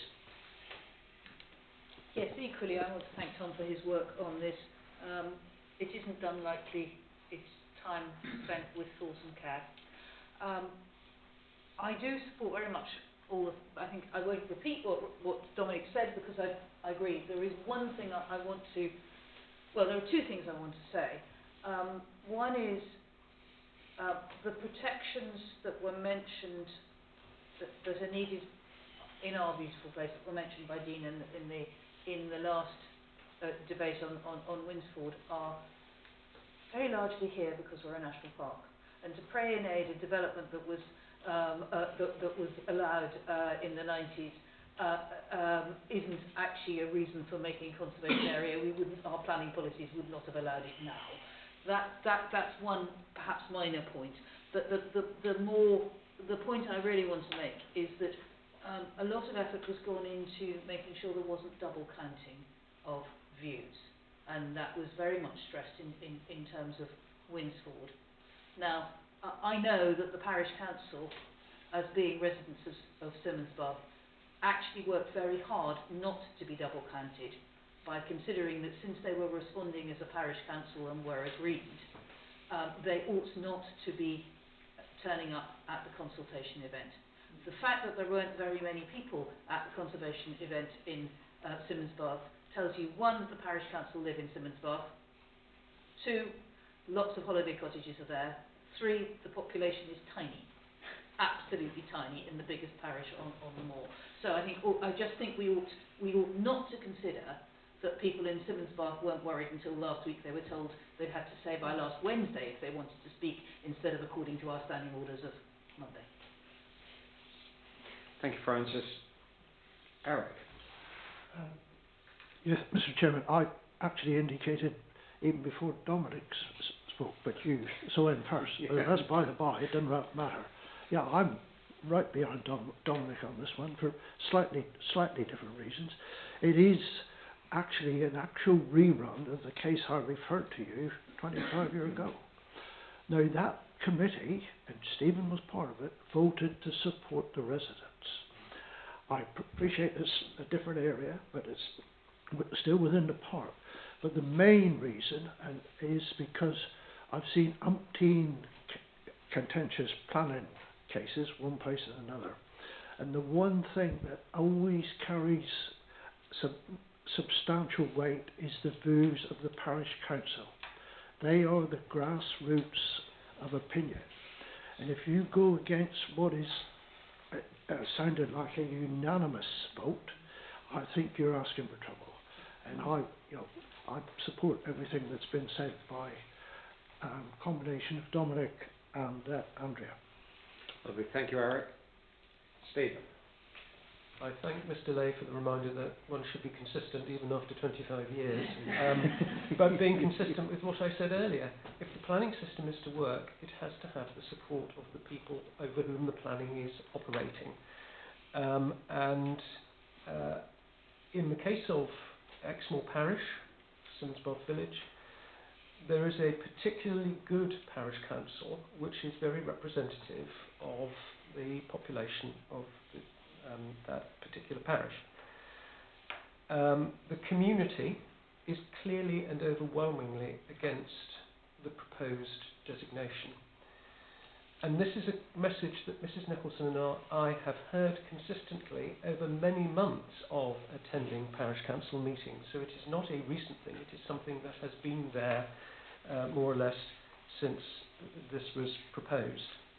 If there were strong reasons for deferral, I might, and particularly hearing what Mr Schott said this morning, it might have been a possibility. We could have deferred it, there could have been further discussion. What I think Mr Thurlow and Mr Kinsella have confirmed is actually there aren't particularly strong reasons for deferral. Therefore, my suggestion, if I may make so bold, Mr Chairman, is that it might be sensible if you were prepared to withdraw your original motion bearing in mind the feelings of the meeting so clearly expressed so far, that we test this motion to reject the application. But that, of course, is your prerogative. Thank you, Stephen. Mike Kelly. I believe it was Mike, wasn't it? Was he? Yes. I think it was Stephen. I think it was you. I think Mike. I've got Mike, Jeremy, then Linda, and then Marcus. It's a finely balanced one, this, isn't it? I disagree with my colleague in terms of the value judgment regarding Simsbath. It is absolutely central. Whether we agree with its values, the 19th century values, or not, it's absolutely clear in terms of the cultural and historical development of Exmoor, Simsbath plays a pivotal role. So I don't think we can dismiss this particular important element in whether we decide to designate it or not. So in my view, it's unequivocal. It's got the historic importance that merits having regard to the duty to review the settlements, the duty under the 1990 Act to determine and designate areas from time to time. We've not had one since the 1990s. So in my view, we are required to do this. And in terms of the value judgment, it's absolutely clear to my mind, and I think to most impartial commentators, that Simsbath has got an important role to play in the historic development of Exmoor. I don't think there's any question at all about that. So that then leaves a difficulty that it's not supported locally. I'm not belittling that at all. But the question, and I've not made my mind up here, is that sufficient reason not to go ahead with a designation, given the duty under Section 69 to consider designating those areas, the character or appearance of which, in terms of special architectural or historic interest, it is desirable to preserve or enhance. And as I say, it's very clear in my mind, in terms of that historic interest, that Simsbath does definitely qualify. So I don't think we can dismiss what's being proposed on the basis it's of no value. It is. And to any impartial observer, I would say it's central to the historic development of Exmoor. So that leaves, is it good enough to not go ahead because it's not supported locally? I don't know the answer to that, but it's something that we might want to hear further from. So I'm just going to leave it there, Chair, at this stage. But I just wanted to set the record right that to an extent I agree with my colleague. But I think there is an important point to make about actually Simsbath is important to the development of Exmoor. Thank you. Thank you, Mike. Jeremy. Gosh, this is the problem. Sitting with so many learned and articulate people, there's nothing left to say. I agree with you all, but I'm more with Dr. Kelly in terms of whether it should be designated or not. However, I hear the public views, absolutely. And I'm a local councillor, so I know all about that. I've got one or two questions really. I heard issues arising from speakers about the planning process and the length of time it takes, and I think we failed to sell this to the community, okay? On the basis perhaps of their problems they have with generally getting stuff through the planning process. And it's not just in the park, is it? I'm not looking at you, Dean. It's just the same everywhere, I'm afraid. Lack of people, lack of ability to progress these things. And I would just say, in my mind, conservation area, it's about conserving the place. And that includes the landscape and the land. And rather than the finer details, it's about the place in my mind. Does implementation of the proposal really constrain business, or is it the problems with the existing system of planning? Conservation of the place is conserving what it is now, not necessarily its background. If it's worth conserving now, then we should have a framework in which to do so. But I wouldn't want that framework to unduly impede people who want to get stuff done, because that's what we need to do. Chairman, the more learned people in the room have got more to say than I, and I've loved listening to it, but I hope that's added something to the debate. Thank you, Jeremy. Linda. Thank you. I'm surprised and saddened that there has been so much opposition to this. I'm really quite shocked in some ways. It was most unexpected to have such an anti-conservation area response here. I have to come in behind Mike here, and certainly whatever we might think of Knight as an individual and what he may have done as a capitalist coming in here, he did make a very, very important change. Whether it was a desirable change or not, I don't know, but he did make a very important change to Exmoor and the forest area. And his legacy, understanding his legacy, is absolutely vital to why we're here in a lot of ways, and why we have put such a lot of effort into Simmons Bath as a national park. And being supported by external funding bodies too in that. And that historical legacy is also crucial to the economy of the village. I go there regularly to Ashton Park, parking there, walking there, stopping at the Exmoor Forest. When the cafe was open, stopping at the cafe too. And I've been going there for 30 years, over 30 years with small children, latterly with elderly members of the family. And the number of visitors to that area has increased dramatically since the park has started work on that particular area. So whatever we say, whatever we feel about Knight himself, what we are doing and the legacy in that area is important to the economy. And I'm really surprised that the residents haven't recognised that. I also, and this perhaps links to the Winsford thing, I'm very concerned that a comment that was made about new residents come here because it's beautiful. They do, but they can change and do change, and we've seen it elsewhere in the park. Particularly during COVID, we had quite an influx of new residents who were not used to living in a national park, understanding the fragility of the historic environment, and perhaps proposing and making inappropriate changes. So I think it's very important that we just don't assume that new residents will look after it. I think we have to be very clear on that. My personal feeling is, again, as in the last one, that a conservation area would be really beneficial to Simmons Bath. It would be very important in lots of ways.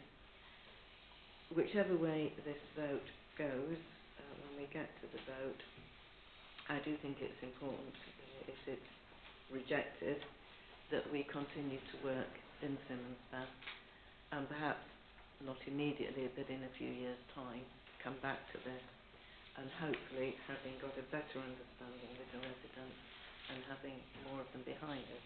But as I say, with the amount of work that the Historic Environment team have done in that vicinity, I'm really surprised that the residents haven't understood what we're getting at. Thank you. Thank you, Linda. Marcus. Thank you, Chair. Yeah, actually, I mean, as I think this was said, articulate and learned members. That's why I love National Park meetings so much. I do genuinely look forward to National Park meetings. I actually agree with what Tom said about if he was to change it, it'd probably make it bigger. And for me, I mean, I must admit, I mean, my days of going to Woolwickham doesn't happen so often. But for me, yeah, every time I've been through Simmonsbath, I always look at it as a landscape thing rather than an architecture thing. So I understand exactly where Mike's coming from, but at the same time, I understand where Dominic's coming from as well. And if we talk about the purposes of the park, then actually, if the conservation area by what seems to be happening in the meeting so far isn't the way, I think, have we got other methods to preserve, to meet those national park purposes when it comes to Simmonsbath and the surrounding area? So that's what I just wanted to add into that one, apart from what I would say to one comment about parish, what Eric said is not all parish councils represent all the community quite as much as maybe Simmonsbath does, and the other parish councils where other residents would have different views. And we do sit here, and as I'm constantly reminded, we sit here as members of the National Park to further park purposes. And so that's just wanted to make that point, Chair, if I may. So, but I'll leave it at that. But again, I think we've revisited our conservation areas as required by the Act. And I think we can maybe, if this doesn't pass, find another way of making sure that the landscape stays as a landscape should, particularly there. Thank you. Thank you, Marcus. Tom. Thanks, Chairman. Yeah, I'll just come back on a few other points raised. One is about local business, and that conservation areas could be harmful to development or local business. There's no evidence of that the case. Indeed, our policy supports the use of locally sourced and traditional materials in conservation areas. So that should drive people towards local craftsmen, particularly I'm thinking of stone wallers or joiners. Simmonsbath is obviously a bit more of a hard sell than Winsford. It hasn't got the pretty thatched cottages.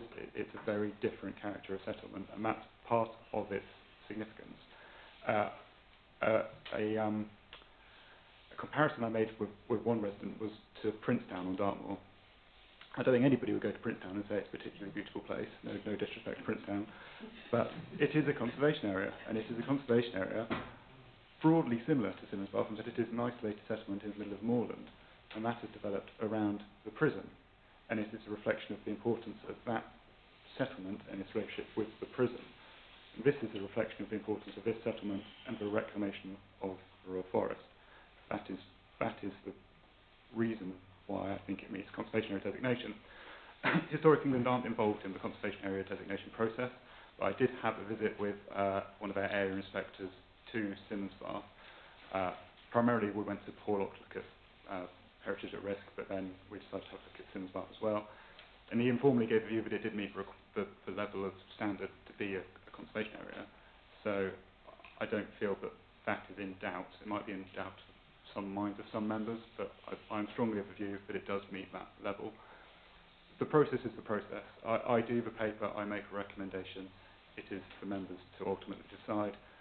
If it is refused, the process has been followed and we are meeting our statutory duty. There are other settlements and areas which meet the level for conservation area designation, which I'm hoping will come before you down the line.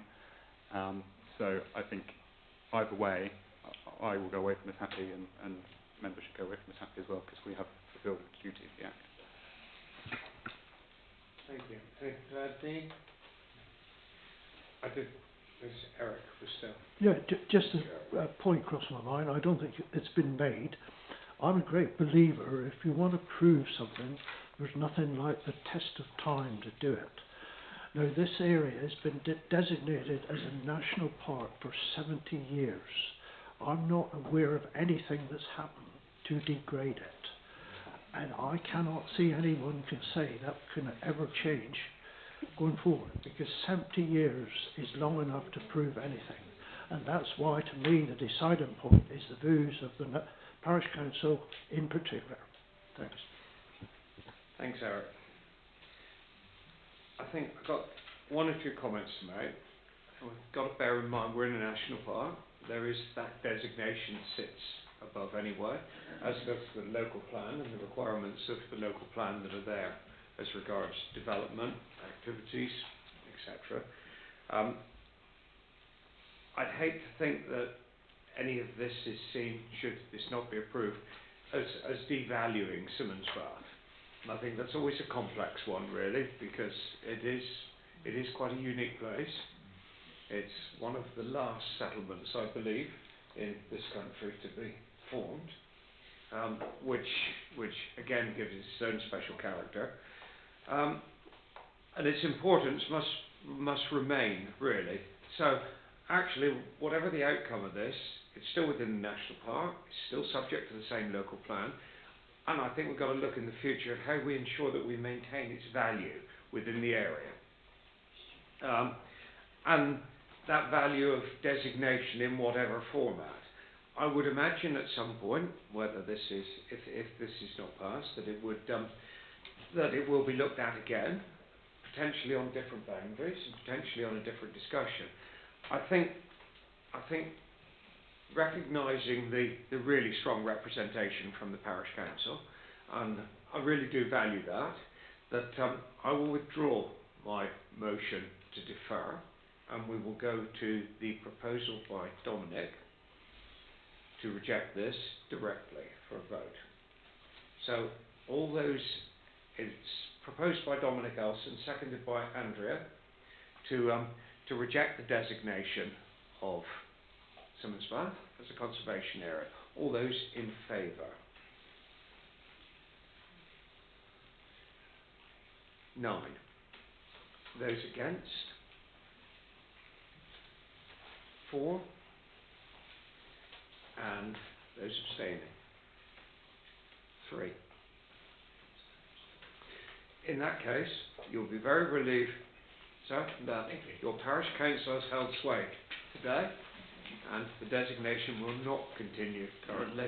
Although I rather hope you're willing to continue discussions with Tom and to ensure that we can protect the value of Simmons Bath appropriately in the future in conjunction with the local residents. Thank you. Thank you, Tom. That point, members, if I give you 10-minute break, please, before the next item. Can we return at 12 o'clock? Right, members, we will resume the meeting with item 7. And that's, the right, I hope we've got the right one. It is item 7, yes. The NPA estate, current work, 20-year strategy, car parks and driver. The report, Head of Conservation and Access. Over to you, Rob. Thank you, Chairman. Well, members, I don't propose to take you through the paper in enormous detail because a lot of it will be familiar to you. So I think we'll do a refresh if that's okay with you, and then take the opportunity to ask any questions when we get to the end. So my colleague Dan Barnett and I will. Rob. I did switch on. Lovely, thank you. So for the record, we don't propose to go through the paper in detail. We will just summarise, I think, and then take sort of questions at the end. What we'd like to do, though, is to bring more regular updates on the work on the estate. So this, in a sense, is a bit of a cocktail, and it's a number of things brought to you together. But I think it reflects quite well the work strands that are going on at the moment, or at least some of them. So there are 3 elements to this. One is the strategy, which you've seen as a draft document at Members Forum, and we bring that to you formally today. That's a 20-year strategy for the estate. First time we've done such a thing. The other is to take you through the car park proposals at Haddon and Exford, which sits as part of the greater scheme of works we're doing across our car parks. We'll go into the details of those later. And then the final one is just a very brief update on Driver Farm, just to let you know where we've got to on And what we're looking to do in terms of recommendations is approval of the estate strategy, an approval in principle for the schemes at Haddon and Exford, and that is prior to public consultation on both of those, and just to note progress at Driver. The estate strategy, just I'll wave it at you. You've seen it as a draft document. It's called Making a Difference. It's as you know, we have a very large and very complex estate, comprising large areas of moorland, woodland, a hill farm, and lots of properties. And we're unusual in National Park Authority terms to have that. Other national parks do own land and property, but not quite at the scale that we do, and particularly if you take into account the size of this national park as a relatively small one. It brings quite a burden of work to the authority, but it also provides enormous opportunities. Virtually all of the assets came to us, virtually most of the assets came to us via Somerset County Council, who had acquired land within the national park prior to us becoming a freestanding authority. When we became a freestanding authority in 1997, Somerset County Council passed those assets to us. So from the late 90s, our estate grew. It now comprises around 7% of the land surface of the national park. Now, up until this point, we haven't had a clear long-term direction for the estate. And by that, I wouldn't want to give the impression it's not managed, because there have been other forms of management on, for example, woodland management agreements. We've had management in place through tenants and graziers and through agri-environment scheme agreements. But what I'm talking about is a much more overarching strategy that makes clear our direction of travel. So we've taken you through that document at length. I don't propose to go through it again, but just to very briefly summarise, it gives the strategy document gives some background. It then lays out 10 principles on which we intend to take our land forward. And by estate, I mean land and property, so how we intend to take our assets forward over the next 20 years. It's important to stress that the strategy sits at a very high level, so it's almost like the highest level in terms of a directional document, and underneath that there will be plans and policies that we will prepare and are preparing, and we will do that over the coming months and year, and possibly longer than that as well. And there will also be targets that we've discussed internally, and we will develop those, and they will neatly fall in line with certainly the first partnership plan, which my colleague Claire Reid is working on this year. There won't be any surprise in terms of the principles. The first one is around national park purposes, and we draw particular attention to nature recovery and the opportunities that our estate provides for that. Remembering our purposes, a warm welcome for all. We seek for our land to offer exemplars from which others might learn. It needs to be financially sustainable in its overall operation and generate income for reinvestment, and that's incredibly important to state, as you're well aware at the moment. We are absolutely focused on partnership working, as you'd expect, and increasing the impacts of what we own by working with our partners and neighbours, to mitigate and adapt to the impacts of climate change, to deliver public goods and integrated benefits. We don't see our land as offering, what we're interested in, I think in particular, is holistic benefits, a number of benefits. So it's not one thing or another, it's not tree planting or something else. It's offering a range of benefits. And I think we're uniquely positioned to do that. We stress the need to support the development of local skills and enterprises, to provide space for innovation, and to continue to be safe, compliant and legal. That's all I want to say on the strategy, and I think we'll take everything at the end in terms of recommendations. So if I just move on to the car parks, as you've seen a number of car park schemes, and my colleague Dan has taken you through the proposals for Exford and Haddon at Members Forum, but we bring them to you formally today, and as I stressed at the beginning, this is in advance of a public consultation. We won't move to do a local public consultation on either of them until you've seen it today and you've had a chance to speak on it. I'm not going to go through the details of Exford because you've got plans appended to the papers for today.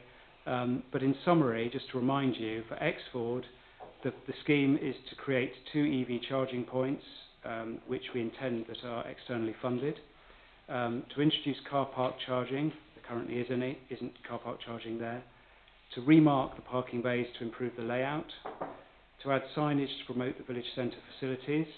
It's a village central location, and currently doesn't really orientate visitors to the local village, so we intend to do that.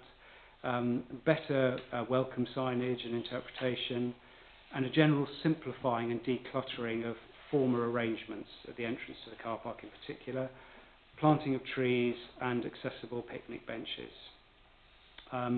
There is an indicative cost for the scheme of around £23,000. That excludes the EV charging points, and that is if we carry it out with external contractors.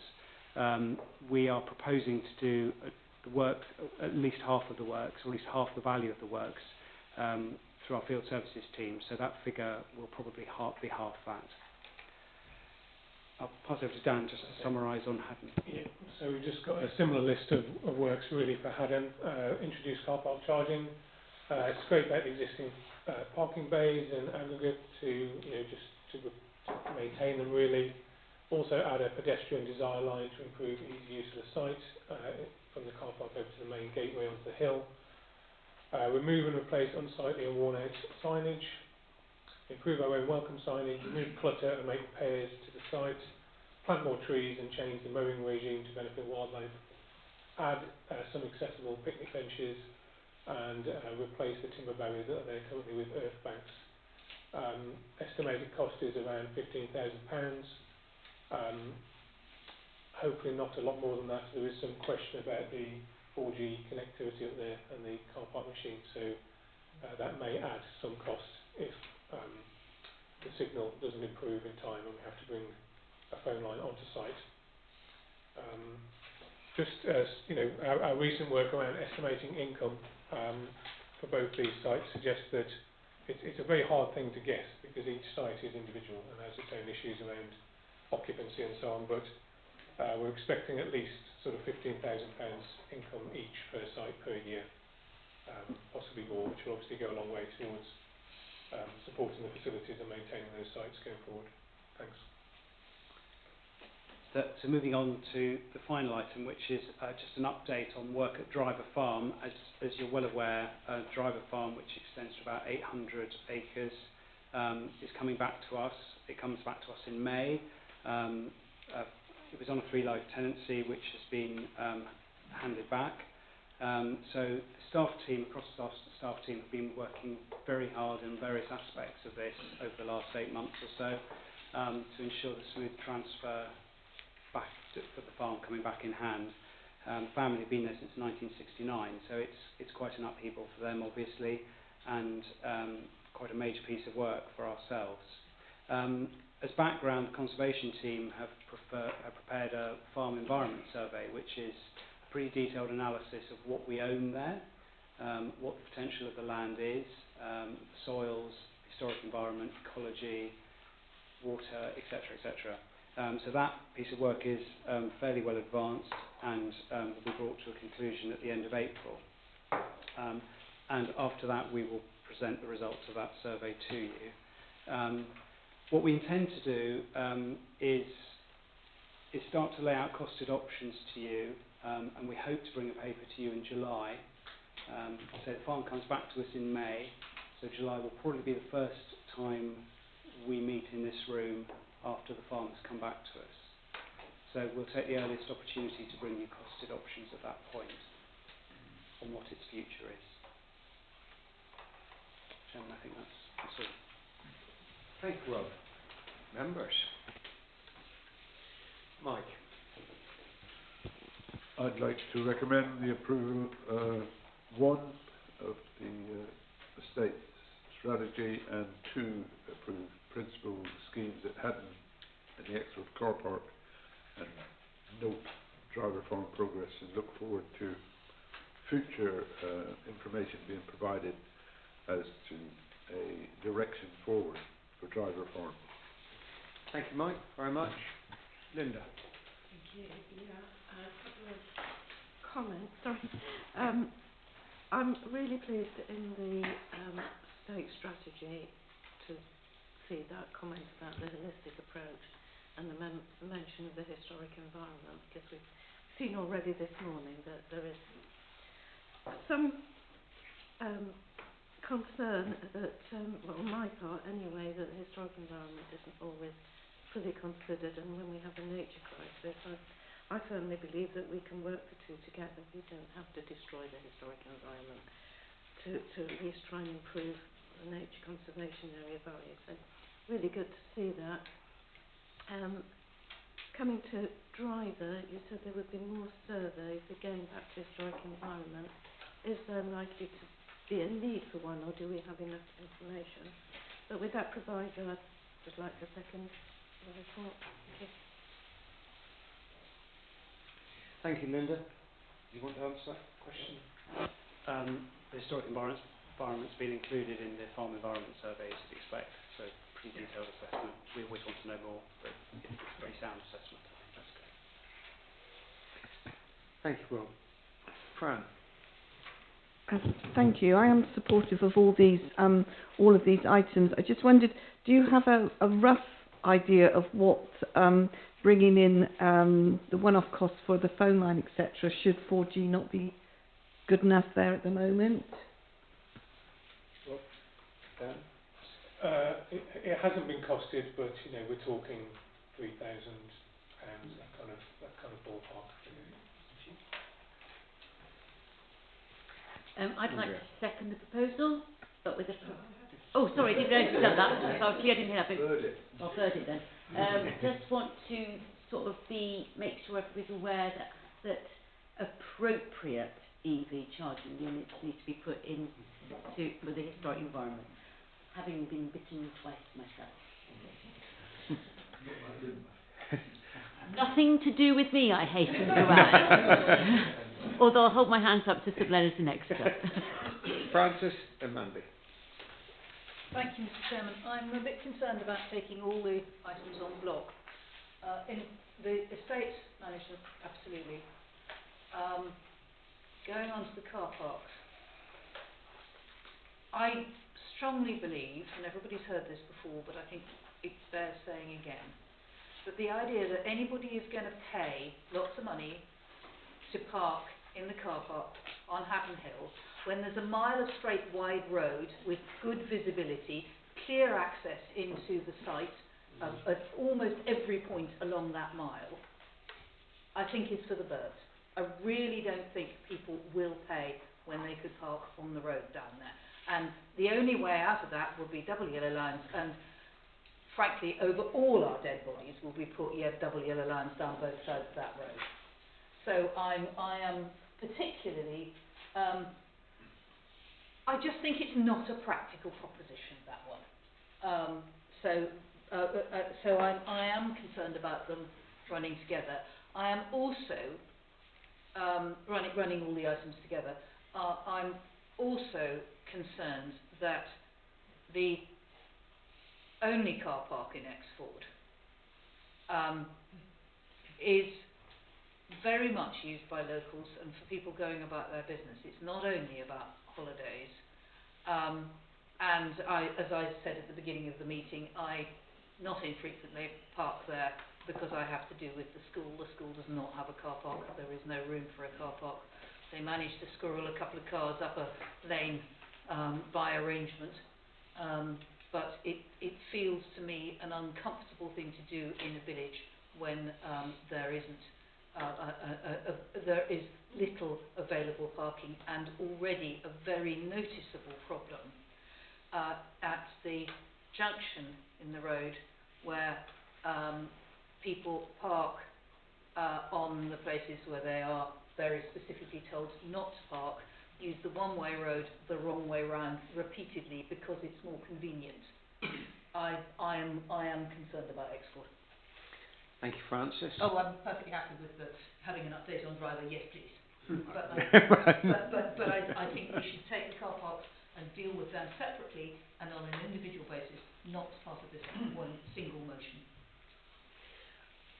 Mandy.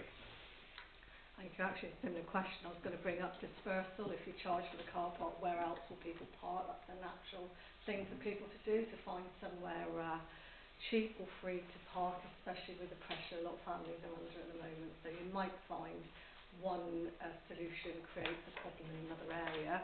My second question with that is to do with enforcement. Do we have enforcement? Because there will be a cost to that, and has that been costed in?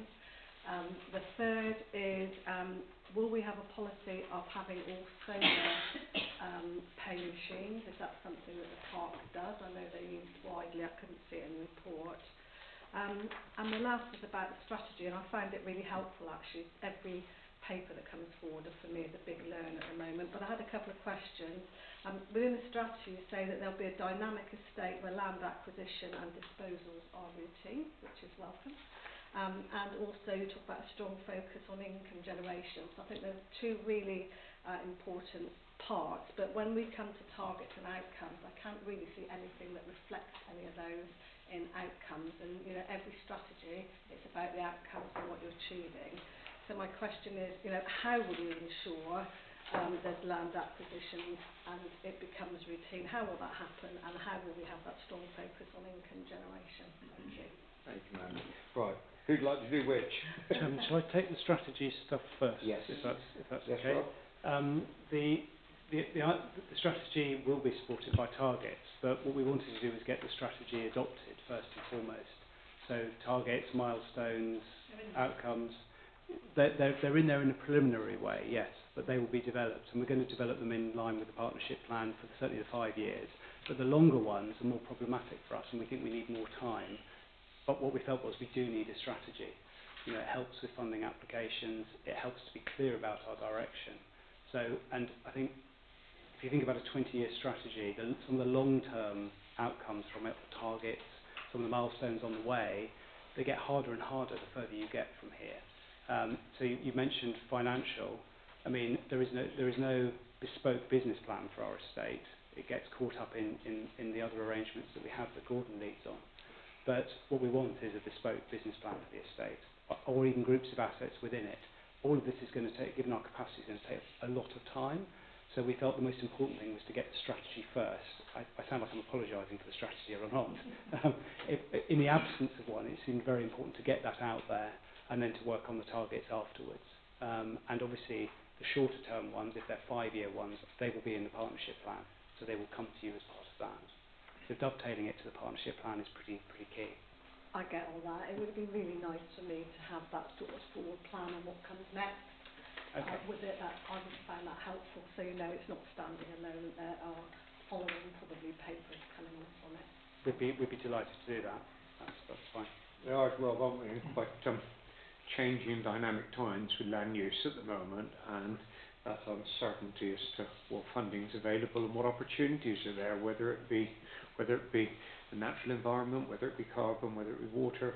There are so many options there, and currently government strategy itself seems to be somewhat cloudy as to where the best direction may be for some of that. So hence I suspect those areas.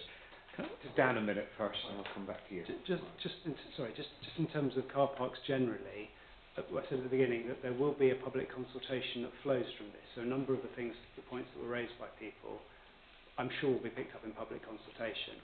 So we'd have rather brought it here first than do the public consultation first, if that seems appropriate. So we are expecting some of these issues to come back to us, and that's fine. So there were 3 points: dispersal, enforcement, and the sort of solar thing. And dispersal, obviously, we have thought about it very carefully and looked at each location. We do manage some other car parks already and have experience of other sites.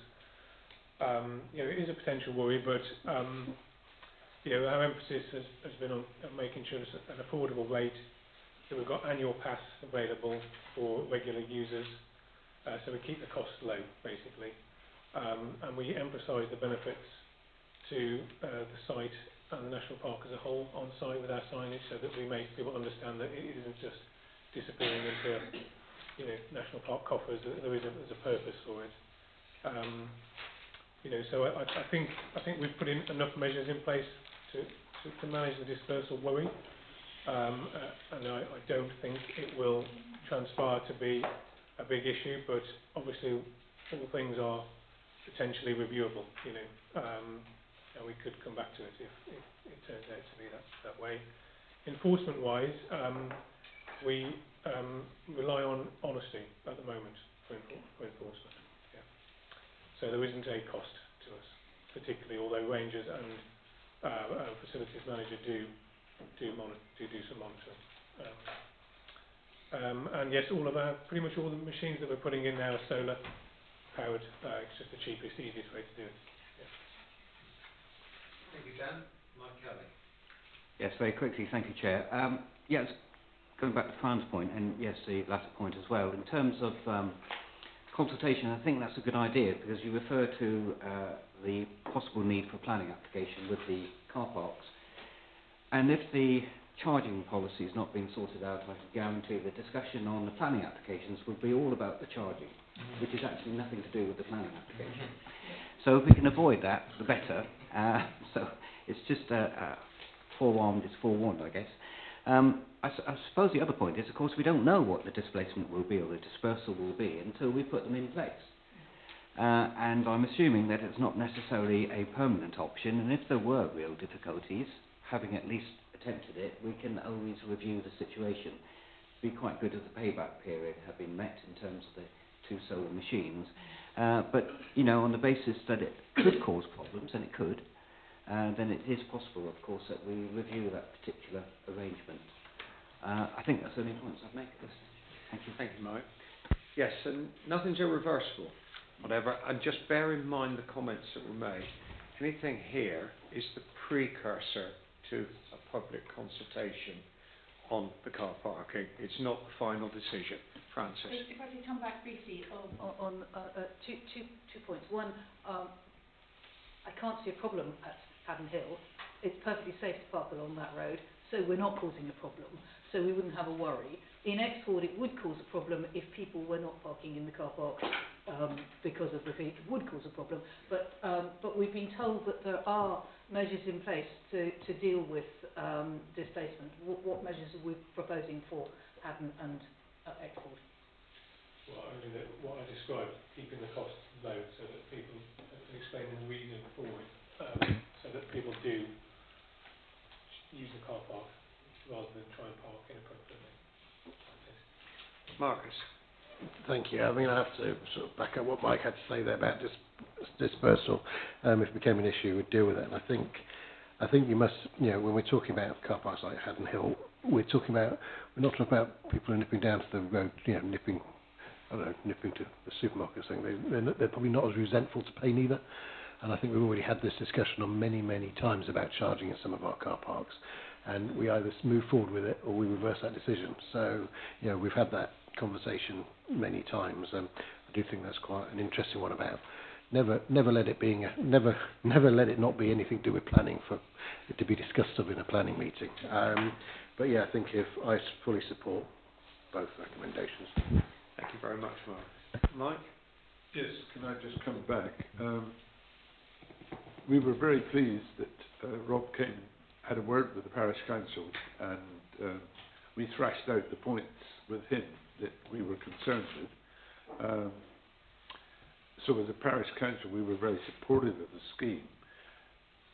As for the school, yes, there is a lot of school vehicles parking in the car park, but we did discuss the possibility of doing a concessionary price for staff at the school parking. At the moment, there's a lot of what we call, or we would suggest, is inappropriate parking down there. Vehicles that are left there for long periods of time, which are very difficult to get rid of, abandoned, some of them. There is also a problem with vehicles being parked there for long periods of time, not abandoned, but parking there for a long period of time, that are displacing, many times, shoppers and visitors to the area. Very often of a night, you will find there are 4 or 5 cattle lorries left there, or horse boxes left there. And all right, you might suggest, well, where would they park? But they're not benefiting the village as such for a shopping point of view, or visitors coming and walking. So there are many times when that car park is full to the brim. So, you know, to try to regulate who's parking there by just putting a small charge on would we feel as a parish council benefit the whole village. And you know, we accept the fact that there might be some who say, I'm not going to pay, I'm going to park in the street. Well, there's hundreds of them parked in the street now. There's very little areas for you to park in the street around there. I think any concerns that it would displace people, you've got to take into consideration the school and the staff from the school. But I thought we'd already discussed that. Thank you, Mike. Thank you very much. I have a proposer and a seconder for this item, and that is to approve the estate strategy, to approve in principle the schemes for Haddon Netfall car park. As Dan made quite clear, it will be for discussion anyway before completion.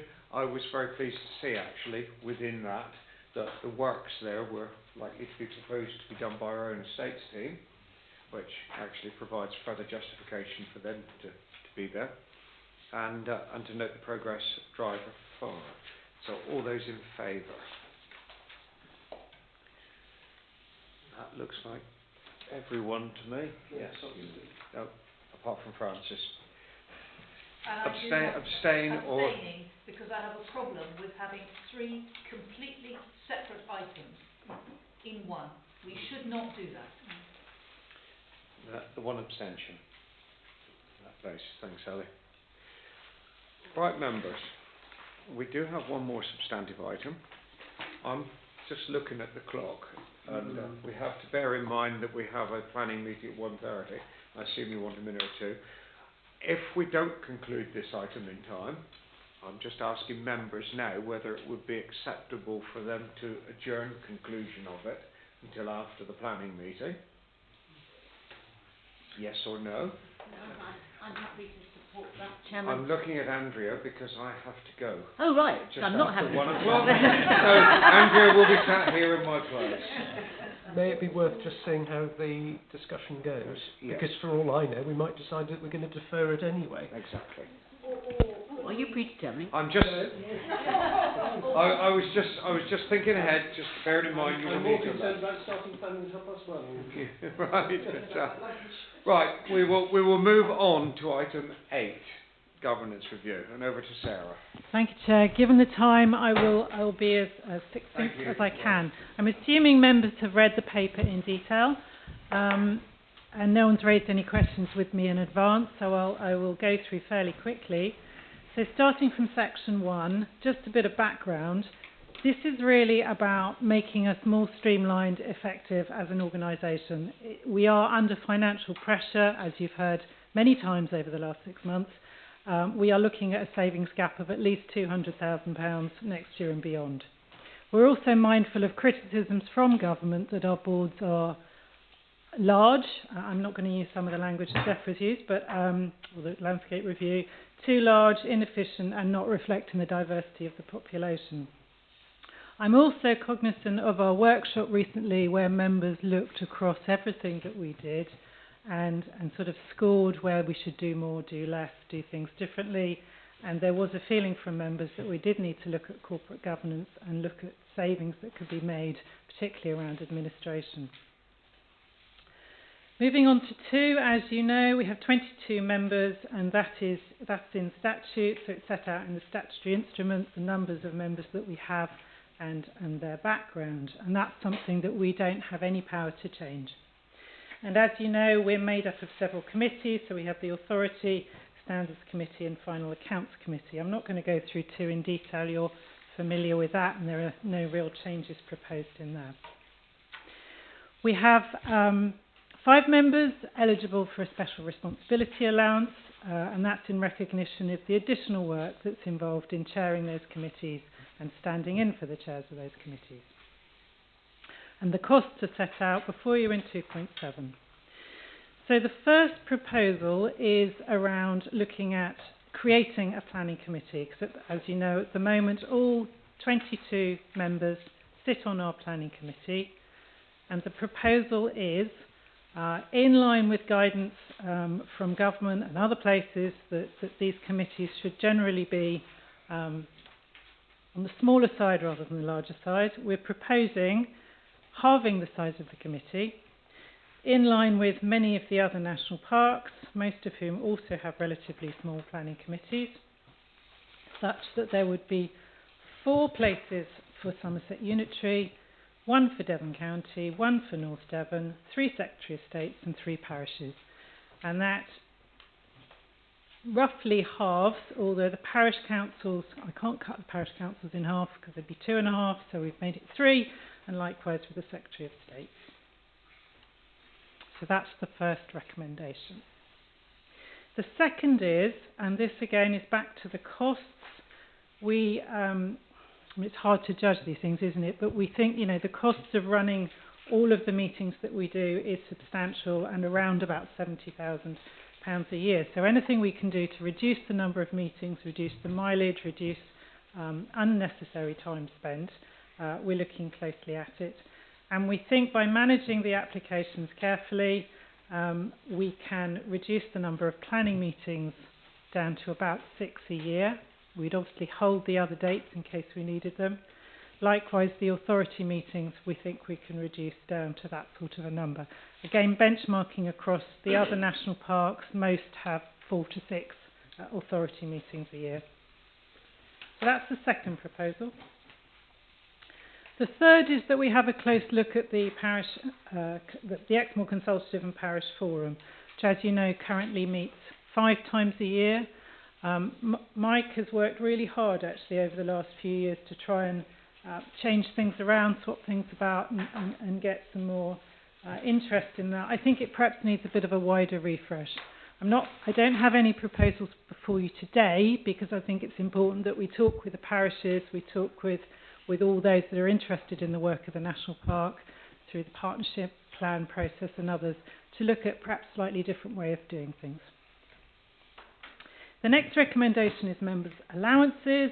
As I said, we are looking at everything, and when we benchmark across the other national park authorities, we do stand out as being perhaps a little bit on the high side when you look at that table of the costs of allowances. So that would be a completely independent review, nothing to do with me or my staff. It would be, we would commission somebody externally to have a look at that and make sure that we've got our expenses at about the right level. So we've got 4 recommendations there. Obviously there'll be quite a lot of work to do if any or all of these are taken forward. And our next step would be, we would go away and talk initially with the legal team on the necessary amendments to standing orders for the planning committee. We'd bring something back to you in May, hoping that we would enact it in July at the annual meeting. Thank you, Sarah. Eric, then John, and Dominic. Thanks, Mr. Chair. I'm referring to the recommendations 1 and 2 here, probably. The first one, a negative comment. Apologies for that, Sarah. Looking at this from the perspective of planning applicants who have paid their fee up front, that where their applications are designated for committee. Now, currently, the 8-week statutory period runs, and then it comes to committee ASAP. This new proposal could stretch out certain applications another 8 weeks, which is 16. That is 3 weeks more than the statutory period for major application. And I simply think that's unfair. Just imagine a young young guy who ever looking to start up a business, and he was and they got caught in this trap, to put it mildly, it would be enough to make them tear their hair out. The other extreme, they would lose the will to live. I just simply think that's unfair. But obviously that's only my opinion. The second point is more positive. Reduction the size of the committee. Having long, probably some would say too long, served on another committee who have experienced this, it's made up of a third of the membership. Previously, it was 2/3 of the membership. And on some occasions, you literally had to take your alarm clock along there. But this third cuts down time substantially, which is obviously a main factor here. There is one proviso I would make on that, is every 4-year cycle, the personnel in that committee tends to change. And with it, you get a variation in attendances. So bear that in mind.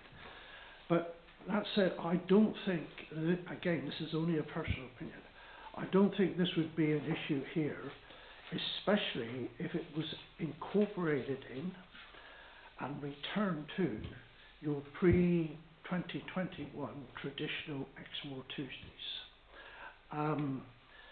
where it's a proven fact there was near 100% attendances to those meetings. There would often possibly be one attendance, apology rather.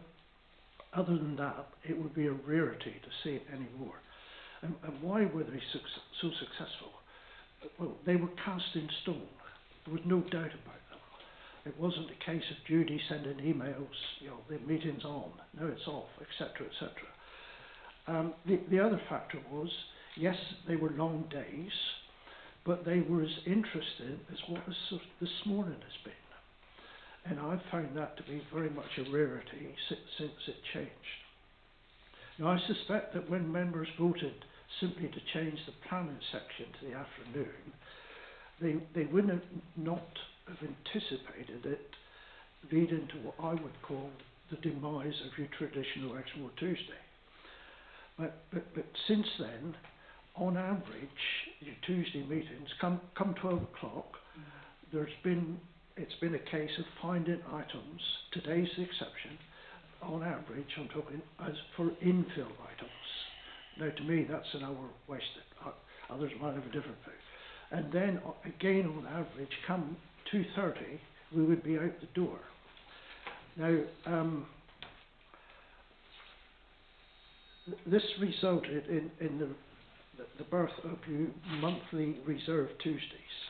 Yes, fine, have one in exceptional cases. Your preparation of the local plan, for instance, was a classic case. And I found those Tuesdays hard to plan for.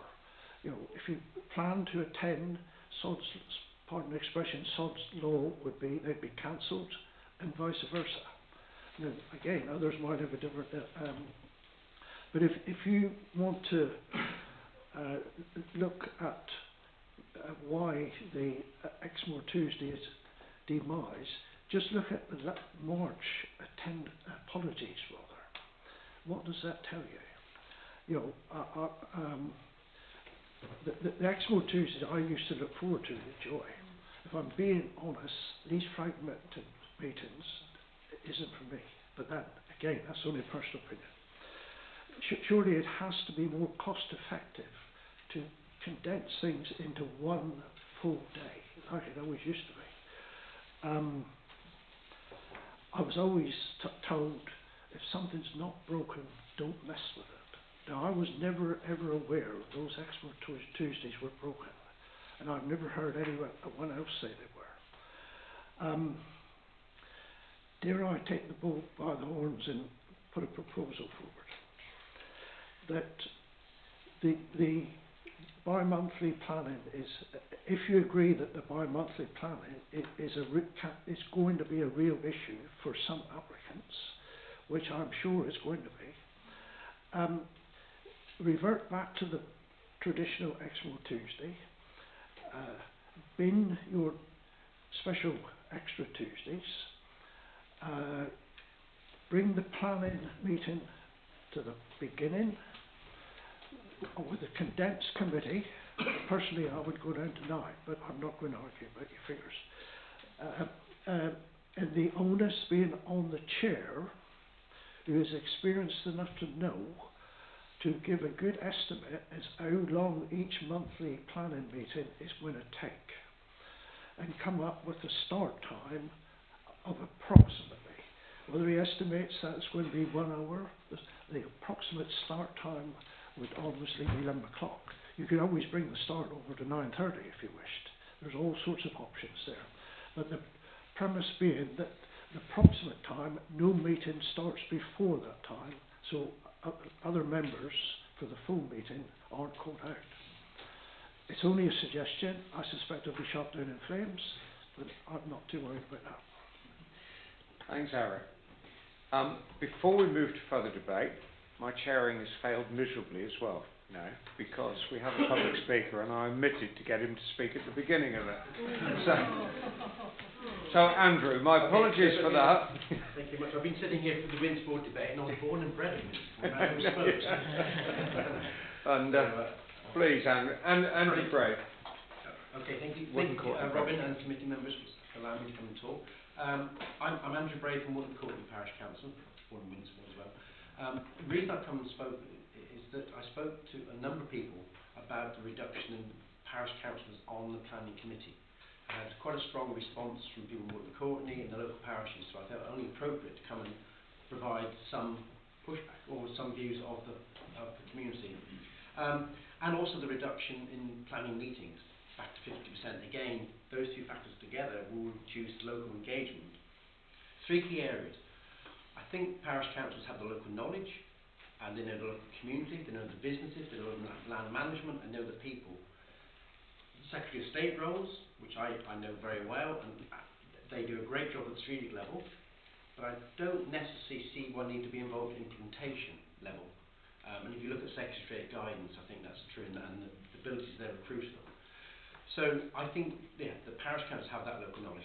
Thirdly, is the engagement of the local communities. Parish councils, we, obviously by definition, we're in the community. We can help explain bad decisions. I can remember my dad was regularly involved in planning committees, and people were always coming to him to find out why a decision was in a certain way. And the engagement he kept with officers was very powerful. So I think that's really important, to keep that engagement, to reducing the numbers. The feeling is there's a lack of less engagement, so I think there's a balance there. The third point about local engagement, I've been involved in the local community networks at the Unitary with Somerset, and a key part of that business case was the involvement of parish councils at local community level. The Exmoor local community network is going to have 13 parish council members on it. That seems a completely different direction of shift of power than we're seeing here in the National Park, where it's less parish involvement, but over here in the Somerset County Council and all their operations, I'm getting more involved. I've been dealing with executive level in Somerset County Council, and it's helped them shape some of their policy, and I've helped shape their policy, so it's worked very well. So, yeah, three key things. I think use the local skills and knowledge of parish councils, use them to engage, and thirdly, it does seem again, there is one more recommendation which has been overlooked. The plain and speaking guide to the planning system says that planning decisions should be made at the lowest level, which is a 2015 document. So I think that ought to be read in conjunction with some of the other documents which have been over there. So I think that's referring to the local engagement. So thank you much. Thank you very much, Andrew. Indeed. And in the interest of trying to get my chairing back on track, I will ask Eric if he wants to comment any further, bearing in mind what he's heard from Andrew before, as it would have been that way round if I chaired it properly. I've currently lost my line of thought, Mr. Chairman. Right, well, we'll leave you to regain your line of thought. No, but I think I did conclude with actually said I'll test the water and put a proposal on the table. It's regarding items 1 and 2. You know, it centres around condensing things back into the casting stone date of the Exmoor Tuesday. You know, they always used to work. and by condensing down the planning meeting, which reducing numbers, I can assure you does big time. I referred to the alarm clock scenario. Well, that's a little bit like some, there's only some that's been here. Bearing in mind, no, I won't go on, I said it just now. Thank you very much. John? I'll be brief, Chairman, don't worry. I mean, broadly, yeah, I'm in favour of this sort of proposal. We have to cut money. We haven't got the money. We have to. We can't just cut everybody else and not cut ourselves. But I do have a couple of queries, really. One is about the planning one, which is, I don't understand how we can meet our statutory time scale targets if we don't take decisions until every 2 months. I know it only affects a small proportion of overall determinations, but nevertheless it will have an impact on that one. And the second question was about the allowances and the independent review of it. That's already in the system though, isn't it? I mean, don't we get an independent review of members' allowances every time we get a report on it? Yeah. Which we must do legally, every 2 or 3 years, minimum. I'm certainly not aware of any independent review that's taken place in the last few years. There's a remuneration panel. Yeah. So I don't know when last met. No, something to check on there. Dean, around the timing for planning. Thank you, Chair. So just very quickly, just some of the points that have been made so far. I mean, my understanding of the change of the order of the authority meeting was a direct request of members because they were concerned that there wasn't sufficient time to have discussions around other authority business, and there was an over-focus on planning, and that was taking too much time. So I think it's just worth clarifying that. I think in terms of the time, of course, if you reduce the amount of meetings and the frequency of them, the ability for officers to be able to get something to those and meet statutory targets is going to be more challenging. I think that has to be seen in the context of the number of applications that actually do come before Planning Committee, and they are very small. It's set out in the report. We did do a review of the last sort of 4 or 5 years, and there was a variation of about 10 applications. The trend is that there is at the moment a bit of a trend of more national park own applications coming forward and maybe less non-national park applications coming forward. But it doesn't mean that we couldn't meet those targets. Of course, if we can identify applications at an early stage that may need to come to Planning Committee, we can plan for those. And that, I would stress, is the importance of receiving those consultation responses in a timely manner, the parish council comments, the town council comments, for us to be able to consider them against the scheme of delegation, because they're primarily the reason why those applications are coming before members. So I would stress, yes, there will be applications that don't meet a statutory target. I don't think that puts us at risk around general performance, because I think the numbers are very low. And actually, through the delegation and the scheme of delegation we have at the moment, it's about 91–92% of all applications are delegated. Thank you, Chair. Thank you, Dean. Dominic? Thanks, Chair. Yes,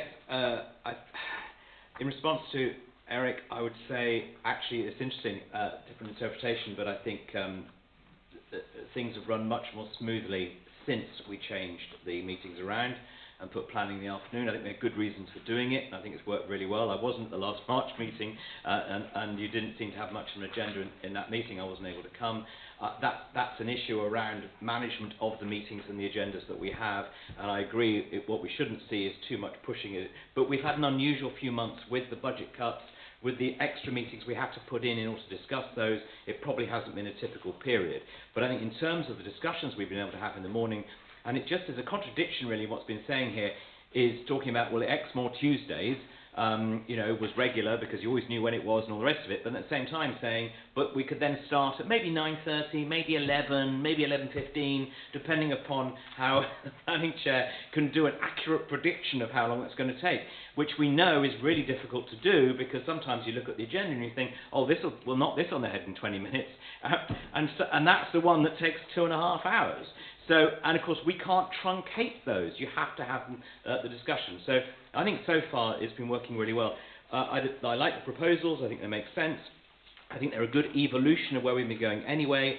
The only thing I would add, which I'm sure you're going to consider anyway, is how do we make sure that all members have ongoing updated knowledge of planning issues, because that feeds into other things that members need to discuss. Otherwise, I think you'll find that there's going to be a kind of a drifting apart of knowledge and understanding of issues. For me, coming into this as somebody who hasn't come from a councillor background, it has been really important for me to go through that training process and understand it, even if I don't attend every single planning meeting. So that's one issue. We also, when we talked about this before, a couple of years ago, whether there should be maybe a rotating membership. Again, as a way to ensure succession, I'm thinking of the Secretary of State members.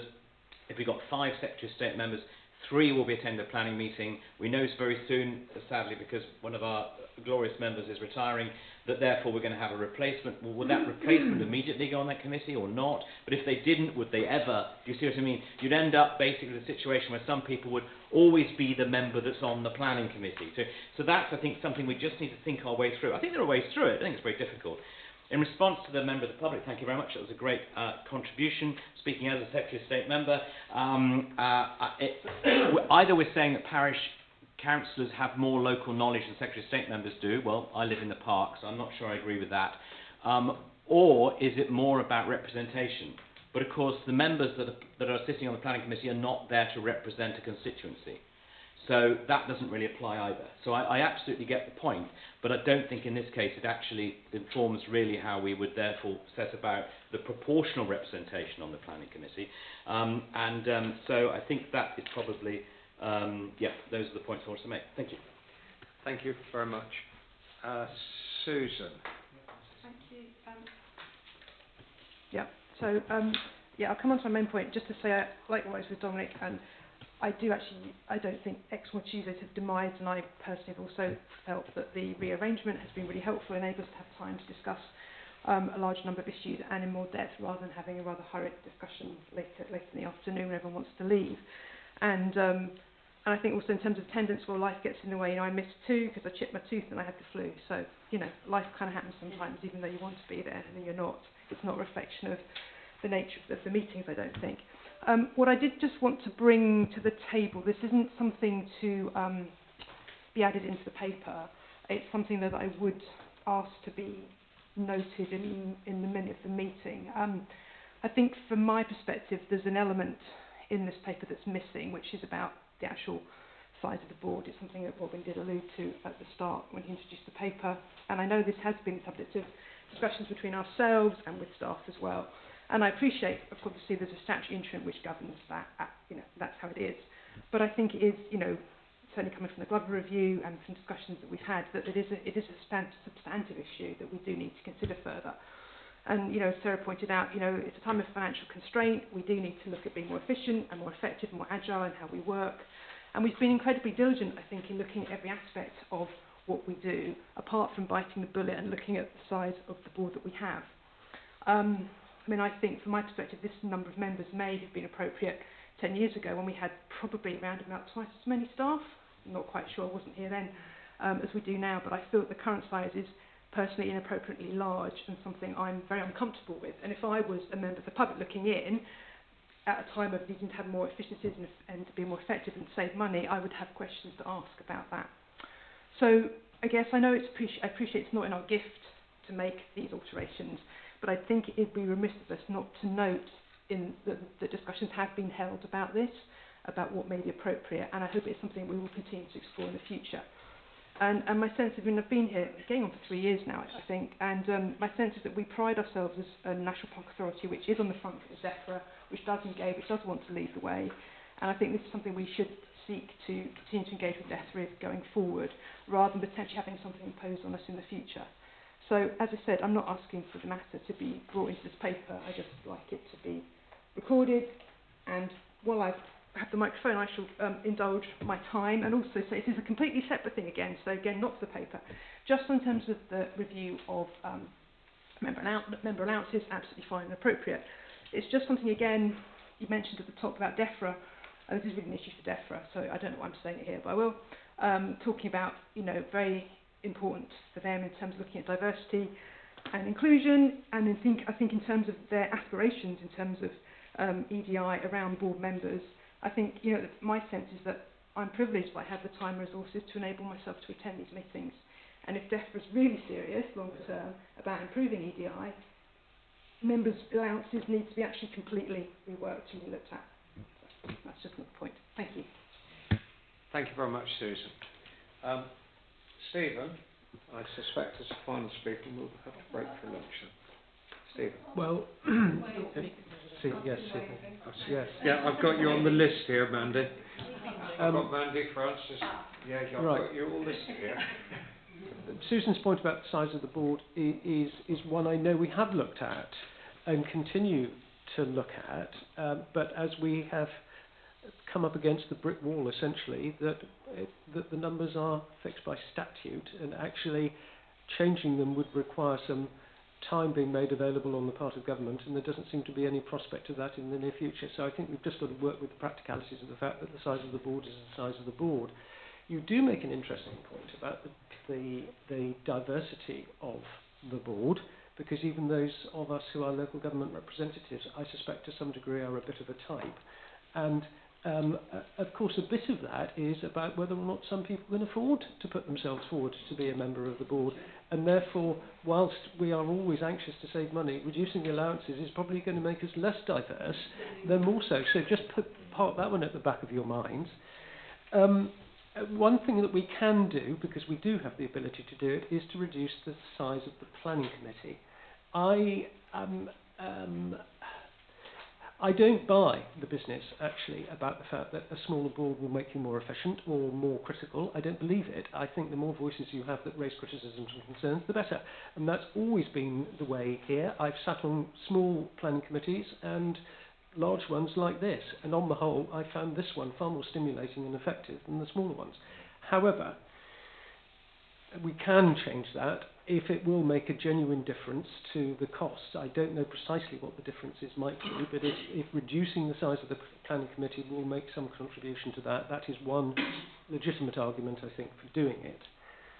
I would say, however, that like some others, I am dubious about reducing the number of the committees, meetings, and I say that because, as Eric so cruelly reminds me, I've been around for quite a long time, and I am very conscious of the fact that over those years, the number of planning applications have varied considerably from year to year, and whilst, and I know I did actually question this, and I know that we might have got some recent figures for this.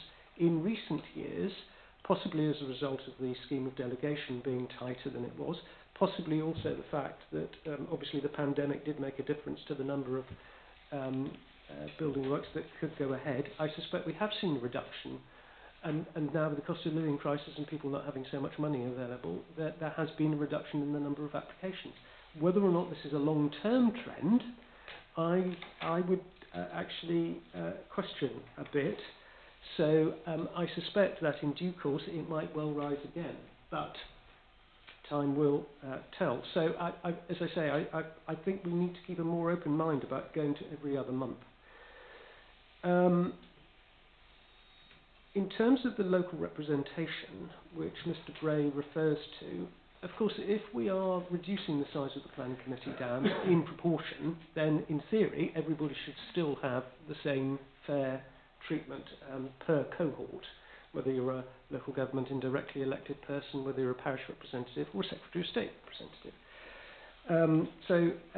I think that's overcomable. However, even the Landscapes Review reminded us of the fact that we are, whilst we are a national park, we are also the local planning committee, and that it is very important to make sure that there is local buy-in to the way that we determine applications. And I do feel that there is scope here, in fact, for us just taking a little bit of cognizance of what is going on out there in the rest of the community before we finally make the decision. I think a bit of consultation would not go amiss. I think that's important. I will leave others, possibly Mr. Ellicott, to talk about the Consultative and Parish Forum, which has been an extremely valuable institution as far as this park is concerned, and we have been commended several times over the years about the fact that we had one, whereas other national parks didn't, and it did mean that we were able to engage more successfully with our local community in order to fulfil better our national park purposes. But Mr. Ellicott can speak more about that. A lot of what I've said so far suggests that actually I don't think we are there in being able to make decisions necessarily at the moment. And even if we do decide that we're going to test some of these processes, I think until we've established what the new pattern is going to be, having a review of allowances is premature. We should review the allowances when we know what the pattern is, not in advance of it, because what happens if we say, yeah, we're going to go to every other month with planning committees, allowance reviews, allowances cut, and then we find actually we can't sustain that, and we have to have them every 10 a year, and so suddenly the allowances are out of kilter with what we're actually doing. So I think that perhaps, again, we need to take half a step back and say we need to think about the allowance bit coming after we've established the pattern rather than in advance of it. So, and I suppose, Mr. Chairman, what I'm really saying at the end of all of that probably is I'm not quite sure that we really ought to be taking some of these decisions today. It would be better if we just maybe took a little bit more time to think about it, maybe a little bit more consultation, and then bring it back later when we've maybe had some more of those discussions. But I'm not trying to close down the discussion now so that we've got time to eat lunch before planning. Well, I think probably it'll be down to me to do that, because I assume that you will all want some lunch in a moment, and you have planning at 1:30. So my suggestion would be I will adjourn this discussion now, so that you can go and grab your lunch and so on, and to continue the discussion immediately after the planning is concluded. I will apologise that I have to go, so I will hand over the very capable hands of Andrea, undoubtedly, to chair the remainder. Thank you, Andrea. Thank you all, and I'll join the meeting. Right, we'll resume back to item number 8. So the list that I've been left by the chairman of speakers is Francis, Fran, Marcus, Linda and Mandy. They were the people that had their hands up before, and you did as well, did you, Mike? You noticed the chairman left that list, so you don't blame me. No, you're definitely not on the list. I did write it down right. Okay, so Francis, bitty though this is, would you like to resume? Yeah, the point I want to make is a very narrow one. We had we had some helpful information from Dean about what makes for delays and what doesn't make for delays. And among the things he said, it was very much about planning committee, parish councils meeting often enough and making sure that they respond in time and so on and so forth. What our proposals are doing will have a very noticeable impact on many parish councils. They already, in order to meet our time scales, not infrequently have to have extra meetings because applications come to them the day after the agenda has been published, too late, etc., etc., etc. But I can see this actually being really difficult and require, for our convenience, and more than our convenience, I know, it actually impacting very considerably on parish councils, and we ought to be talking to them and asking them about this, because they don't have any pay or any allowances, and they do have quite a lot of other life to get on with as well. So it's a very narrow point, but I think we are likely to cause a noticeable impact. Thank you, Francis. Fran, you were next. Thank you. I can't see necessarily the financial savings of cutting the planning committee if it's going to continue on a Tuesday straight after our previous meeting, because we are already here, and for me to stay, if I was to leave at 12, but for me to stay till 2:30, or even 20 to 3, etc., financially that's not costing Exmoor National Park any additional money, because you've got to pay my travel, my parking's already whatever sorted out. So I can't see from that point of view. So I think keep to the same member size. If the member size should be cut, how will that be worked out, and whether, do you think 12 people are going to drop off of the right balance of how you want the makeup to be, or how will you, if it goes down to 4, say from the Unitary Council, which 4 people is that going to be? Does it need to be politically balanced, because we are politically balanced from the council? So there was those little things that I just wondered how those workings out would be. Thank you. Thank you, Fran. I'm going to go through all the comments and then come back to you, if that's all right. Yeah. I'm trying to make it less bitty, so it's a bit difficult at this point. Marcus. I was looking for a note, so I can't find them when I understand what we're doing. I think obviously it's not in this report, and I think what was said earlier about number of members, absolutely right. I do think, I mean, now I can say it because we have one council. How many councillors have we lost in the last couple of days? I think in the long run it won't affect how people are represented. So I think that 22 number, is it 22? It's 22, isn't it? Is too high. Regard to what was said about allowances earlier, been banging on for that about 30 years. You know, if you don't pay people for their time so they can afford to give up their jobs, you will end up with lack of representation. I would argue that actually looking around the room, apart from, you know, it's nice to see the age profiles dropped a bit recently, but looking around the room, actually I probably think we are representative of who lives in Exmoor, really, and that's maybe half the issue as well. So it's dealing with that, and how we...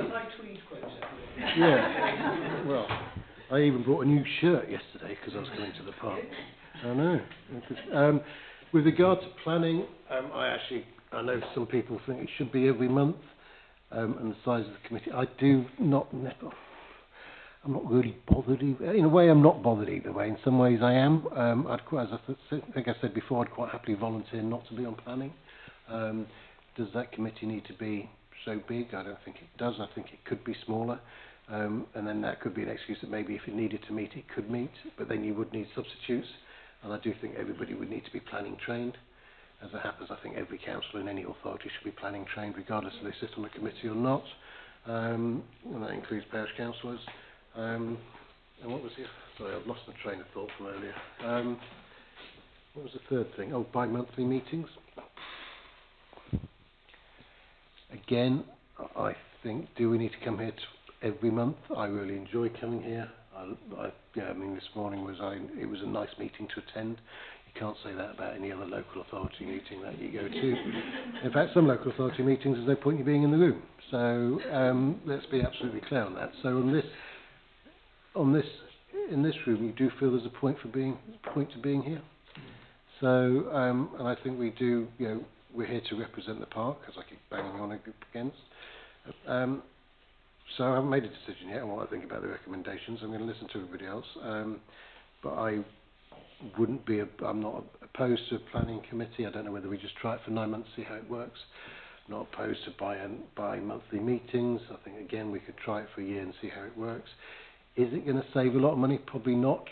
But it's not so much the money that we're saving. I always feel that the effort that has to go in by officers to produce reports for meetings, which some of us might have read, might not have read. You know, we're all trying not to text on our phones when they're giving them. I do think sometimes we have a bit more duty to pay attention. Admittedly, I had a work crisis going on today. So I do think it's not so much the actual physical cost monetarily, it's that effort that has to go into those meetings. There you go, I'll leave it at that for a moment. I think I've probably covered everything I need to cover. Thanks, Andrea. Thanks, Marcus. Linda. Thank you. I've a bit lost my train of thought, so I'm going to go through my random notes from earlier. So, definitely support the move to establish a smaller planning committee and also to have less frequent meetings for both the board and the planning. When you look down the comparative list, we are at the bottom end of 5 National Park Authority and middle to top in number of meetings and number of members. So I think that's something that does need to be sorted out. Like Marcus, I think a lot of the money that is spent is not money that we see in members' allowances, but money that we see in staff and time and stress. So I think anything we can do to reduce that would be great. And it is only recommended for a trial period, certainly planning, I believe. And so we can see how it goes and take comments and understanding from others as we go through the period. There was some comment about Exmoor Tuesdays. My feeling is that Exmoor Tuesdays are working much better. As Marcus said again, we had a really good debate this morning. And we wouldn't have had time for that. We would have all been tired and we wouldn't have done it under the old regime. I'd also like to point out that under our current allowances, when my role was advertised in my job spec, I looked at it, it said 3 days per month minimum. So I think there is nothing wrong with keeping 2 days at least clear, and if the meeting's cancelled, well, that's a bonus. You can go sit in the back chair if it's sunny, or do whatever you want. But I do think, you know, it's part of your moral obligation to at least keep those days free, and if you can't find them, maybe you're doing too much and should drop something. Generally supportive of it. A couple of other things. One of the speakers said about Secretary of State members. Well, looking at the proposal for the reduced planning committee, we've got 9 local authority parish members and 3 Secretary of State. Well, still a fair majority of local members against the specialists. And again, this morning's debate, I do think the specialist members have major contributions, although Don and I were on quite different points of view on one of them. At least you got the benefit of, you know, some specialist input there, so I do think that's quite important. There's been some debate on allowances. Yes, I think it should be looked at, and that's easy for me to say because I'm about to leave. But you know, it is a lot of money. And perhaps, you know, there are lots of ways we can look at it. It might mean an increase, it might, for some, it might mean a decrease for all, I don't know. But it would be independent. And perhaps one of the things we could look at as part of that review, or ask the independent panel to look at, is are we paid for attendance rather than the set allowance, whether we're here or not? You're not allowed to. Don't the House of Lords do it that way?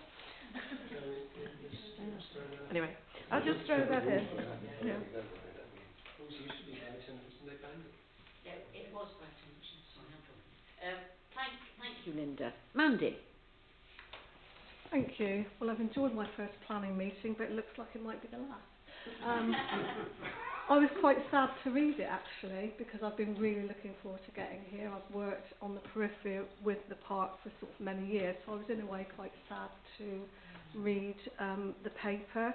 I think bi-monthly planning, my experience through town, district and now here is that it will, whilst it might make savings here, it might create costs in other areas with your towns and parishes, and I think we should always be careful of cost shunting and moving it from this authority onto another. I know for many parishes fitting in with planning timescales is a challenge. It always has been and probably always will be. With regards to members' allowances, I did ask if the savings were in the budget actually as was prepared. I haven't been through that in detail yet, and I will do, and I was told it wasn't part of the savings within the budget. So probably my first question would be, where are the others? Have they delivered what they needed to, and why are we going here, I suppose, first?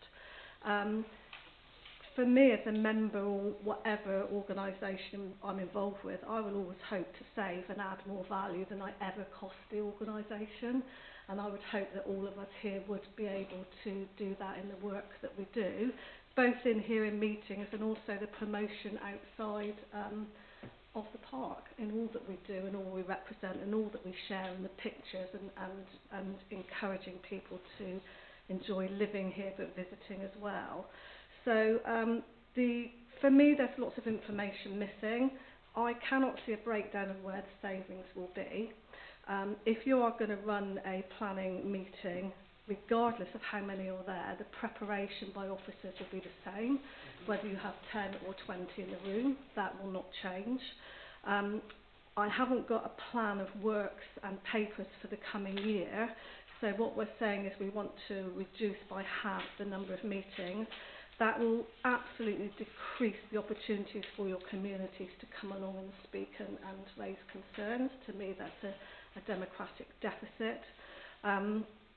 But moreover, I don't know how many papers are coming forward, and if by reducing the number of meetings you double the length of them, again, there's no officer savings.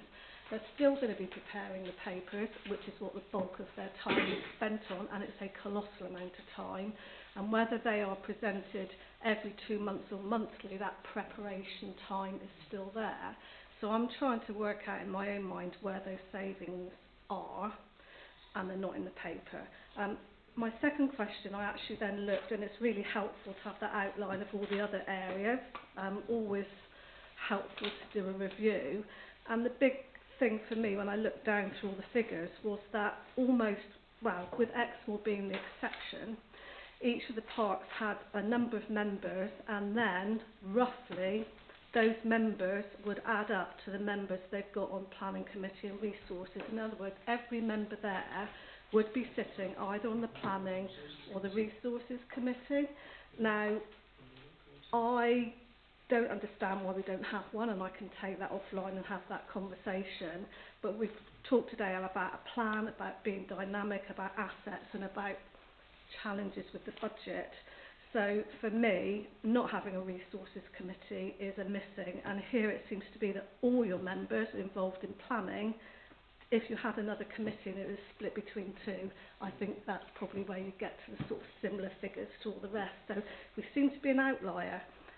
But if you start having only half involved in a planning committee, you're going to have half of your members that are not engaged in any committee work, and I think that could be a loss. But we'll wait and see what the outcome is. But those are my thoughts and comments. A new pair of eyes, and I just thought that was my feelings on reading. Thanks, Mandy. Mike? Yes, thank you, Chair. We should be doing this. We've got to show this commitment. It's going to be very difficult to be confident about the savings that will be achieved, but nonetheless it's really important to undergo this exercise and to show that we're doing it. Those involved with viability appraisals will know it's better to be roughly right than accurately wrong. So we're just going to have to be very careful and understand that there will be some differences at the end of the day. So the budgeting process is going to be a real challenge. It's not likely to come out as we would anticipate, but hopefully it's going to be positive, and we can but try. So it's really important to do this. In terms of Exmoor Tuesday, I'm not sure in terms of the earlier points that have been made by Eric and I think Fran. I think there was a sort of an indication that by moving the planning committee to the afternoon, it meant, or did it mean, that we were actually holding more meetings as an authority. And if that is the case, then obviously that has a cost implication. So it's just something that occurred to me, whether that fell out of the conversation, whether that change in itself led to more good. Hopefully that isn't the consequence. But if that was a consequence, that's quite important, of course. In terms of planning committee, well, you know, I have some experience with planning committees, and the size of the committee isn't necessarily so important. It's the expertise and the training that's provided. So it's not necessarily a good thing to be smaller or bigger, providing you've got that democratic involvement and people don't feel disadvantaged. Any particular party, whether it be parish council, district, county, or indeed Secretary of State members. So I think that's got to be factored into it. But then you do look at the other national parks, or the majority of them, and they are working, presumably, reasonably well with smaller planning committees. So just in terms of that wider picture, I don't think a smaller committee in itself is necessarily the answer, but I do know that a smaller committee can, and obviously does with other local authorities and national parks, performs very well. So I think if I had to choose, and if it was a binary choice, I would probably say smaller is better. But there are, you know, it's not a clear-cut answer, and I've listened to what Stephen said about that as well. There are other factors to be taken into account.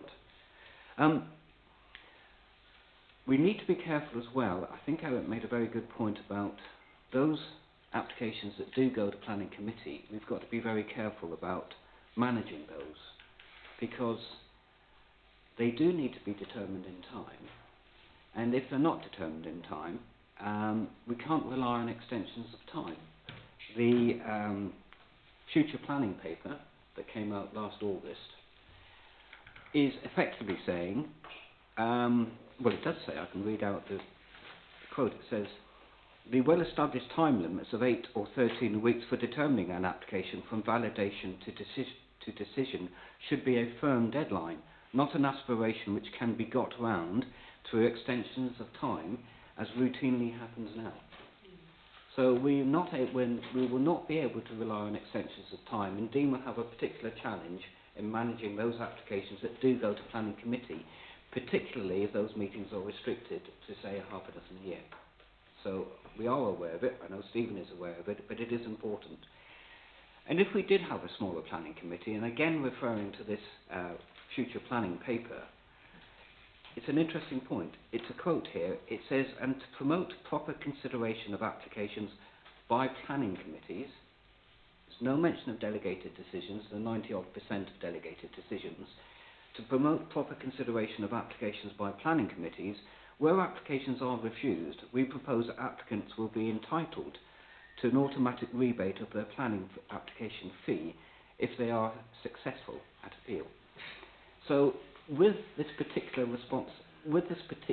configuration of planning committee, those on that planning committee, if the future planning paper goes through, and who knows, there will be responsibilities in terms of fees and payment back of those fees. So it's not a trivial exercise. So those applications that do go to committee, there will be particular responsibilities we need to be aware of. And on that optimistic note, I have nothing more to say. Well, thanks for that, Mike. And very helpfully, Stephen is next on the list. Thank you very much. Just picking up a couple of points that have been made. One, Mandy referenced the Resources Committee. And I do think that this is a point that although as an authority we meet quite regularly, every other national park has a separate Resources Committee. And we effectively have elided the business of the Resources Committee within the main committee. So one of the reasons why we perhaps meet more regularly as an authority is because we don't have a separate Resources Committee. So that may be something that we need to think about. I'm also mindful of what's been noted, that unless we are going as members to consider fewer items, we won't have the opportunity to exercise governance over certain issues. There will still need to be the same number of things that we consider as reports, and therefore officers will still have to write those reports. So in terms of officer preparation time, I'm not clear how that could be any less, unless we're being told actually there's a drive to fill meetings because they exist. But of course that in itself shouldn't happen. That is something we do need to stop. If there doesn't need to be something that's presented to a meeting, well, it shouldn't be. But that is part of the discrimination that perhaps does need to be applied more. I just come back to what I said before. I think at the moment we've still got too many imponderables, too many things here that aren't quite right. And it is a responsible position that we hold here. We are acting both on behalf of the nation and indeed to some degree we are being responsive to local considerations as well. We haven't really had the opportunity for local engagement. We heard from that this morning from Mr. Bray, and although technically speaking we don't have to, I think we succeed in carrying out our park purposes, our statutory duties best when we can work closely and properly with the people that live and work on in Exmoor. And I strongly sense that it is one of those occasions when it would be sensible for us to say that another 4 weeks, 8 weeks aren't going to make a huge amount of difference, and to have that conversation would be something that would pay dividends. Finally, and this is a bit more intangible, Dr. Kelly makes the perfectly valid point that the situation that we find ourselves in as a national park at the moment is one where we all, both members and staff, need to be seen to be pulling together. And therefore, if there is, if I can put it this way, pain to be accepted by all, it needs to be accepted by all. It is something with which we need to be seen to be at one with members of staff. And we can't regard ourselves as somehow exceptional, and therefore standing aside from any reductions that might be happening elsewhere. We need to take a very careful look at the way we operate, the way we behave, and the allowances that we get in return for that, what it costs to have us. But just at the moment, I'm not clear that we're producing the best result, and I have a strong sense that in fact what we may end up by doing might cost a little bit less, but the disengagement of members will, in the long run, be more costly, both financially and I suspect in reputational terms. So I would still, I think, feel that it would not hurt. And to be honest, the debate today has been a bit messy with the division that we had to have over lunch and the planning intervening and so forth. I just feel a little pause wouldn't hurt. Is that a proposal? It is, I think. I'm just checking where we were going. But I gather that there are other people. John? Yeah, thanks. I was going to make a similar point. Thanks. I was going to make a similar point to the one that Stephen started with, which is about the size of the planning committee. Because Mandy's just changed my mind. How dare have me in a debate? I read the table about the number of members in 3.2, and my eye fell on Exmoor, and it looked like we've just got this huge planning committee. How stupid is that? There's only one or two others that do that. But then I realised, as Mandy said, that actually what everybody else does, apart from a couple who are way worse than us, is split the members by giving them a role on either planning or resources. A couple are a bit nutty and do both. So what will happen, I can envisage in a few months' time, is that there'll be a kind of first-tier member that's on planning and on the council, and a sort of sub-member that's only on it's only on the full meeting, that will turn into a drive to create a resources committee or something akin to it. So then it will end up with a planning committee and a resources committee and a full meeting. So it will just get more expensive. So I can see it might go wrong. Thanks, John. Susan? Yeah, it's just a small point. Kind of picked up on Mandy was talking about our roles, and obviously from looking at that nice diagram about you have on the authority on the planning or resources or standards. Now, as we all know, and we all do. So for me, for example, I sit on the FIPL panel. I'm on the Local Access Forum, Nature Conservation Advisory Panel, EDI working group just now, and we all do lots of other things. I know that. I suppose my point was, these committees aren't the only signals or ways in which we contribute. And someone like me is much more interested in where I best put my resources and how many committees I sit on, to be honest. And I think that's really important that we recognise that. And so for me, I'm, the moment I'm struggling to juggle what I'm currently doing with this. So it's like, I think that isn't a full representation of how people contribute and where their expertise goes. And I don't think if I only came to authority and didn't do any other committees, I wouldn't consider myself a lesser member. I would just want to make sure I'm using my time that I've got and can manage and the skills I've got in the best way. So it was just trying to give a bit of a bigger picture of that. I mean, that chart is totally appropriate and helpful, but there are other stories about, for all of us, I know lots of people sit on other committees and do other things. So it's not quite that simple. Yeah, and actually, just add about FIPL, sorry to interrupt, but because actually that's really reminded me, is of course there's things like FIPL which have arrived out of nowhere. It's a big time commitment and it's going to be bigger because we're going to have more money to go through next year. And already, I was looking at the hours I spend, because I go through each application very carefully. That's a lot of background material. It's like actually determining a planning application. You only have a very brief report from the officers, which is great for what it does, but you have to do some background research on it. It's a lot of work. And I think it's interesting when you talk about the allowance and measuring the allowance, and we had a discussion earlier about is it audited or not, or is there an assessment done? And it'd be interesting to see whether we ask some members to actually just do some timesheets. I don't know if you've done this before, and work out actually how many hours do different members actually spend at the moment, because there's a real, I suspect, Francis talked about this earlier, we're probably already on minimum wage or below it. What we could find ourselves proposing is that we actually reward members at well below minimum wage. That's fine, because it's not a wage, all right? I don't know, I'm not quite sure what it is. And so that's something that I think you're absolutely right. Is actually there's a much this discussion is interesting in a way, and it's been fragmented. Because when I read the proposal, I thought, oh yeah, that makes sense. Yeah, reduce planning committee. Yeah, absolutely. Do less of that, more of this. Absolutely fine. And in this discussion, actually, I was going, no, I agree with you, Stephen. This is actually, there's a load more in this we need to get through. It's a lot more textured than this.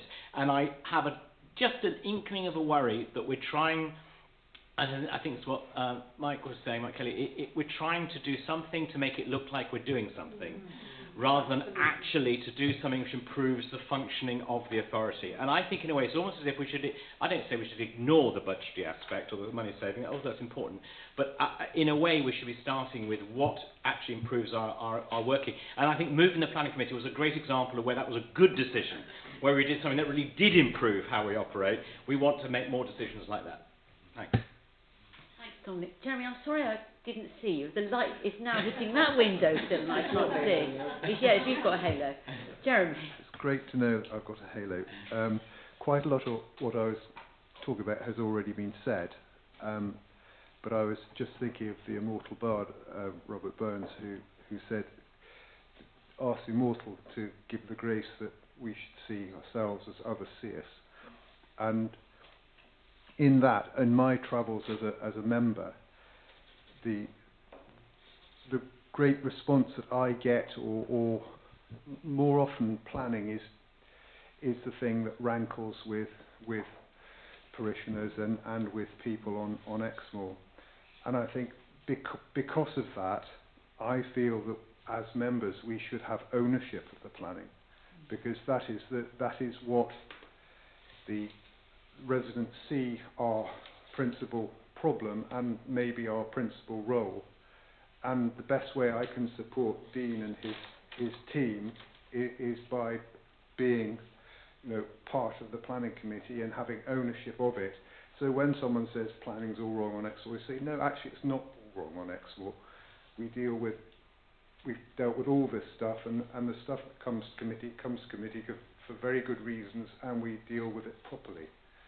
And if we lose that ability to answer those people back, then the misapprehension will continue.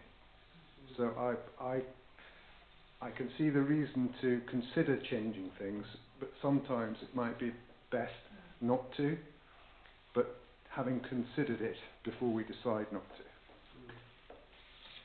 Very sage advice. So, I'm hoping there's no more hands. Sorry, I'm not blocking you out, Eric. It's just that the sun is just unfortunate. It's wherever I go. I can take a hint.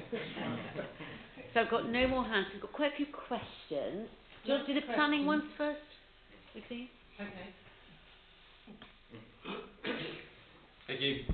So just listening to the debate, I thought it's useful just to, and this might just muddy the waters even further, but there's been lots of discussion about sort of we can't see where officer time is going to be saved. You've still got to write the reports, and I completely agree with that. As officers, we will still have to write them reports because there is no change to scheme delegation. It's not reduced the numbers. But what it does save on is things like today, where you've got my post, for example, sat there every single month. That wouldn't happen. We condense it into two. You wouldn't have the likes of Judy or Ellie in this instance, who sits there every single month taking through all of those matters. And there are lots of things that go on in the background that you guys never ever see, that people are working on to make sure today runs as smoothly as it can.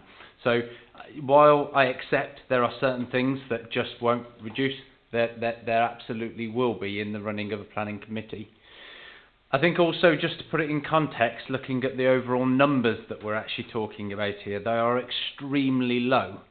So we might take, and you would expect us to do benchmarking with anything like this to see what others are doing.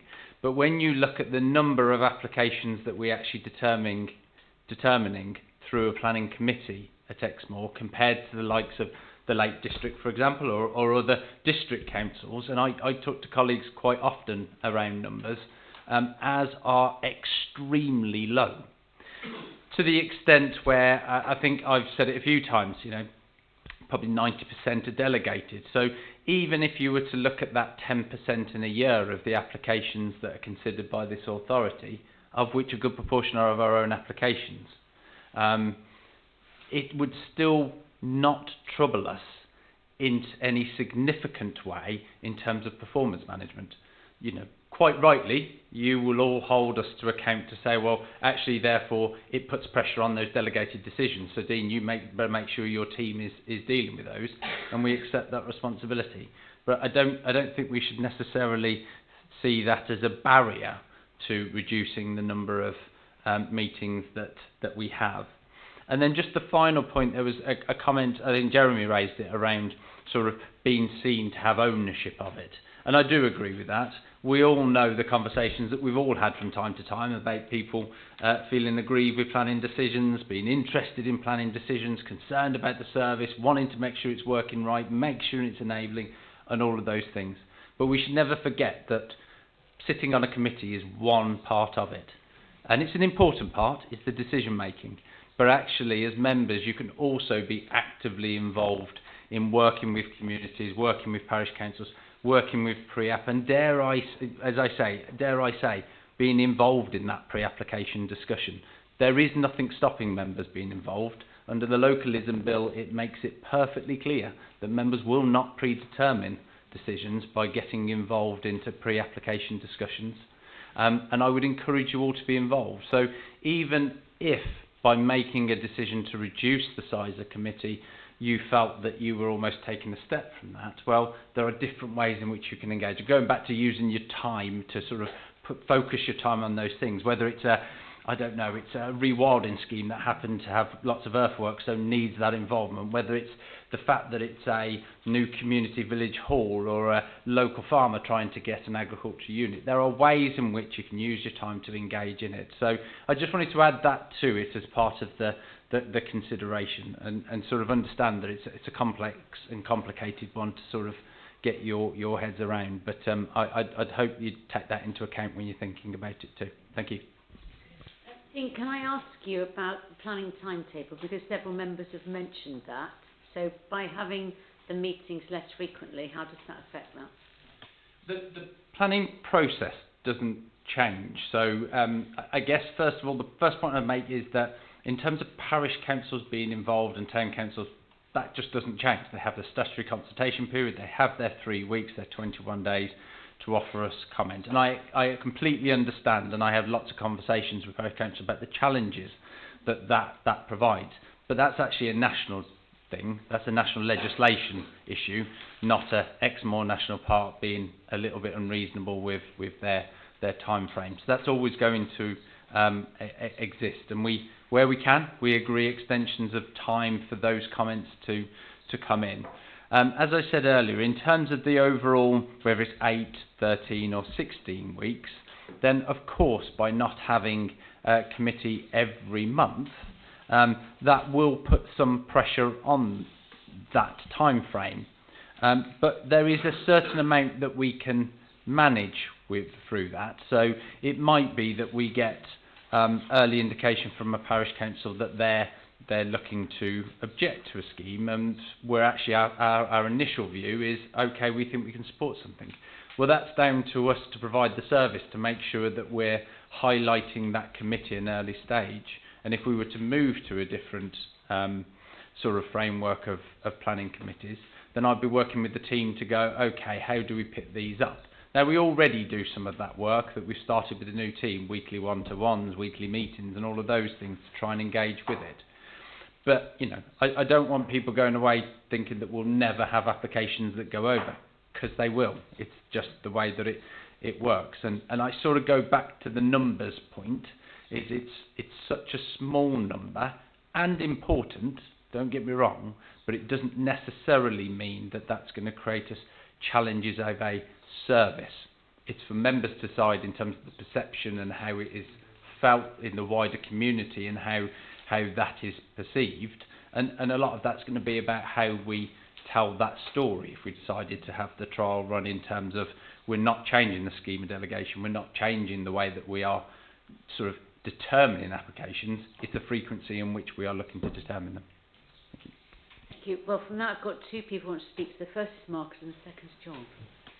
Yeah, thank you. I think I've only ever been asked by one person. I think I've only ever spoken to a planning officer twice in my role as a ward or divisional councillor in 4 years. But if you want me to get more involved in pre-apping applications of people in my division, just ask. No. On a serious note, though, it was very noticeable last week that Somerset West and Taunton managed to have 3 planning meetings in a week to catch up on some of the stuff they had to do. If, for instance, for some reason that might happen in the future, we had a smaller planning committee, but if for some reason in the future we suddenly had a raft of applications that you felt needed to come to committee, there wouldn't be, with a smaller committee, there wouldn't be anything stopping this authority from slipping in an extra planning meeting because suddenly we got a bit of a backlog or crisis, or everybody's woken up one day and put a planning application in. Dean, did you want to respond? Yeah, just to say, absolutely, there's nothing stopping us doing that. It's something that we've done previously as well, and in other authorities that I've worked at, you know, there has been time when there's been particular pressure and extraordinary meetings have been called. John? I'm not sure we've got a motion yet, although you... I did actually propose that we defer this for further discussion, because I think even what we've just been talking about suggests to me we're still fluid. Because It is a big set of decisions to take. It is, yeah. Because what I was going to do is move that we approve, that we... Well, no, we haven't asked for a seconder yet, so that... Yeah, that we have... Sorry, I was going to move that we accept recommendations 2, 3 and 4. That's the bi-monthly meetings, the review of the Consultative and Parish Forum and the review of member allowances, and that we defer the size of the planning committee subject to further... I'd quite like my motion to be seconded. I'd like to second it. Right, okay, that's great. What I'd like to do is have the rest of the questions answered. I've obviously not been strict enough. I haven't practiced this for a while. I wasn't expecting to be thrown in. Susan? I was going to second John's proposal. Oh dear, this is one of these... You can't have two proposals on the table. Well, okay, sorry. Right, there's another hand. Mandy. Yes, just a quick question. It's always good to learn, always great to learn from others. Can you just tell me how many of these other national parks are doing bi-monthly, and if so, how's it going? That's probably for Sarah, is it? Are we talking about or are we talking about just planning? If I'm being honest, off the top of my head sitting here, I couldn't tell you how many are doing it. There is a good proportion that are doing less than every month, and some I can vaguely remember even go to quarterly planning meetings. I haven't heard in our heads of planning meetings that I've been involved in anybody raising concerns over the frequency of their planning committees in their respective authorities. Okay, we do actually have that information, so Sarah, over to you. Thank you, Chair. Most other national park authorities run their authority meetings between some are 4, some are 6, some are 7, some are 8 times a year, so they vary enormously. They all have different sorts of committees around standards, resources and so on, and they give them all different names, so it's very difficult to be exact. Several have 8 planning meetings a year, so they go every 6 weeks, and some go every month. But the difference I think you need to come back to, as Dean has said, is we're dealing with 300 or 400 applications a year. Some of them are dealing with over 1,000. So that it's slightly not apples and pears. Of course, we have less reports going to our members because we have many, many less planning applications than most other national parks, other than Northumberland and the Broads, I think.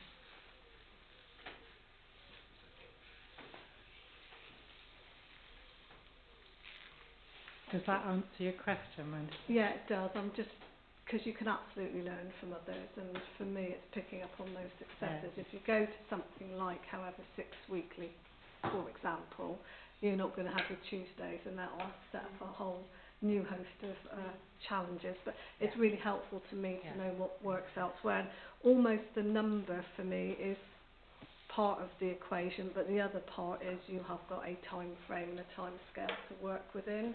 So whether it's 300 or 1,000, those time scales are still there. I think because most of the applications are delegated, so we are talking about perhaps 30 applications, of which many of them in recent years have been this authorities.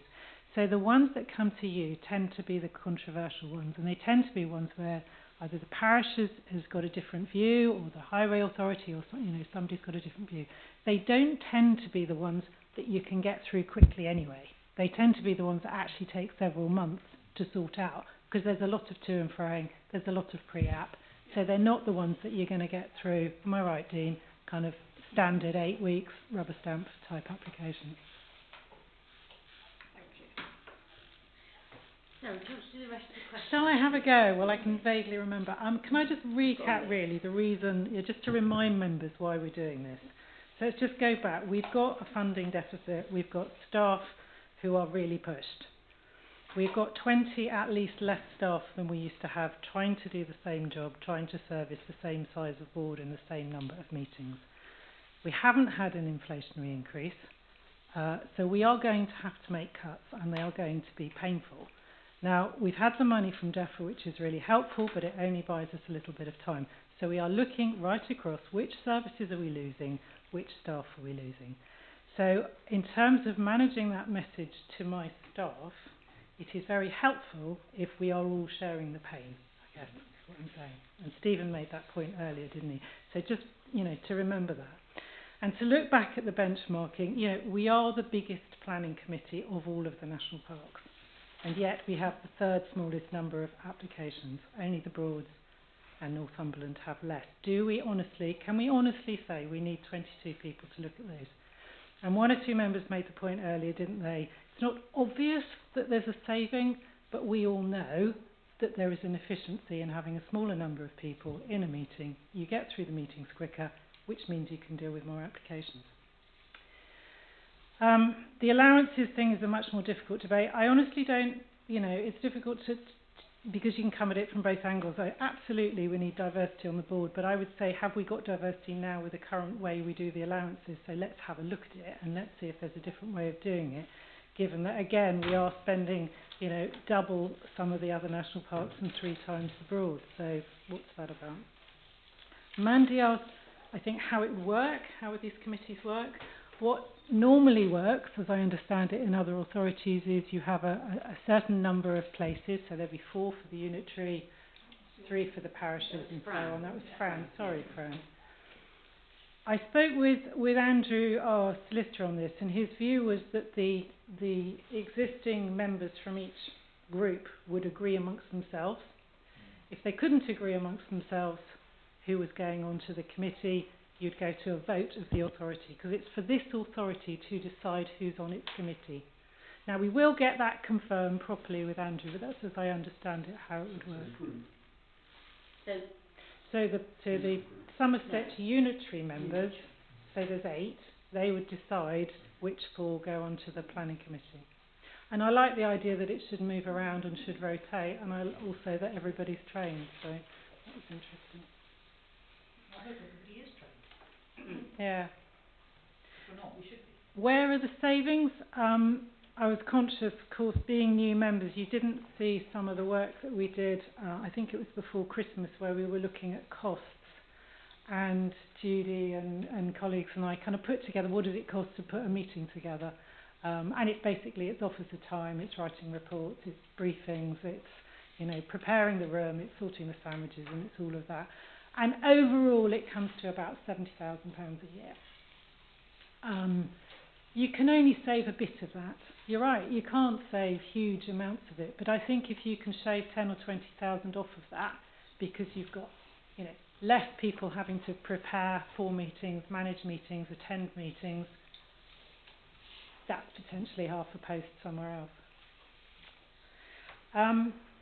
So this is, I'm not giving you great news here, I'm sorry, but so how would it work? Where are the savings? Resources Committee, we did talk about this a lot actually, because it seems a bit of an obvious thing. If why don't we put, and I think there's possibly still a discussion to be had. My concern with having a separate Resources Committee was a little bit like, we have a thing called FAPAP, Finance Advisory Panel, Performance Advisory Panel. Now, the problem with FAPAP is it's a great group of people that meet to support and talk to the staff about how we manage our estate, how we deal with budgets and so on. But if you're not on FAPAP, you feel a little bit excluded from all of that. And we have had occasions where other members have felt, I don't know what's going on with the budgets, why is FAPAP talking about it? So I have a slight concern if you set up a separate Resources Committee, there would be a bit of that going on.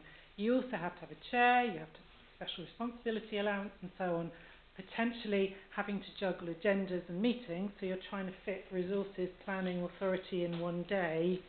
Is there any benefit in doing that rather than just combining the budget work and the policy work in one meeting, which is the authority meeting? The authority simply deals with everything. So it's hard for me to see a really clear benefit in having a separate Resources Committee. And we did used to have one. We had one years ago, and we decided it was actually more sensible to bring the two together. And it's partly that members having a full picture of everything that's going on. Because we would take something to resources and then we bring it back to full authority for the budget. So we were kind of doubling up on reports and things. So that was resources. Should we consult with the parishes on this proposal? We could. I mean, we have in it set out that we have to have a subcommittee, or a planning committee has to be in proportion. So we don't have a lot of choice about how many parish members would go on the committees. So you come to the point, is it a meaningful consultation? Now I can see there is a discussion, an engagement, a notification, a talking with, so that people understand why we're doing this. But I suppose to go into a consultation, we do need to be, you know, really clear that it's a meaningful consultation and we're going to follow the response. I think that is everything that I've jotted down. But if anyone's got any last questions, anything I've kind of missed, please tell me. Mandy. I'd love an offline conversation about resources, because I've done a lot of national reading on successes and where things do and don't work, and I think there could possibly be some added value. Really happy to have that conversation, because all the evidence, whether it's a business, a charity, a council, whatever you like, is if you don't have your eye on it, you will not get it under control. And certainly with difficult decisions to make, that absolutely needs to be lots of conversation. But really happy to have that offline. Stephen's next. Sorry, I don't want to reopen the debate, but just picking up that resources point, and it is again coming back to what I was saying. I don't think we haven't quite cooked it yet. There's still a little bit of work to do. I was the first chairman of Resources when we set the Resources Committee up as a separate item here, just showing you how ancient that was. Previous century. Sad but true, in the previous millennium. And it was held actually to have significant benefits. The authority met less regularly, but we made sure that we reported back fully. And it's about trust and confidence as much as anything else in the members that are operating in the separate committees. But if you're going to have some view that actually you're not quite trusting of the resources members, what are you going to say about the planning members? You know, it has the same point there. So again, this conversation, I think, there's still a bit of a way to go before we can exactly finalise where we need to be, in my view. But I do take Sarah's point, and I utterly agree with it.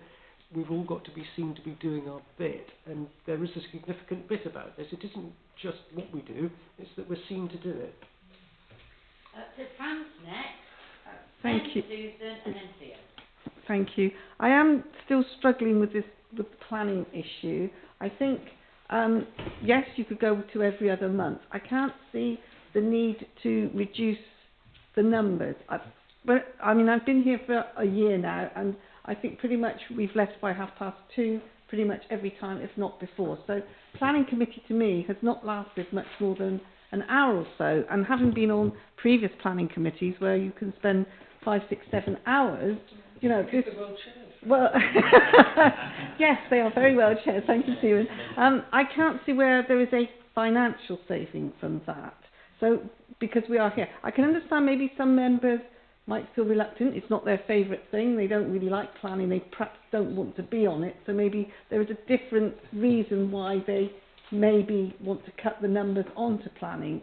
But that is not a financial reason. That is more of a, well, I'm not interested in planning. Why should I sit here? If that is the case, as long as we were for it, I think then if you weren't interested in planning, would then just leave after the morning meeting. But for me, I've travelled here. I'll stay here, and I'm quite happy to do so, and I'm interested in planning.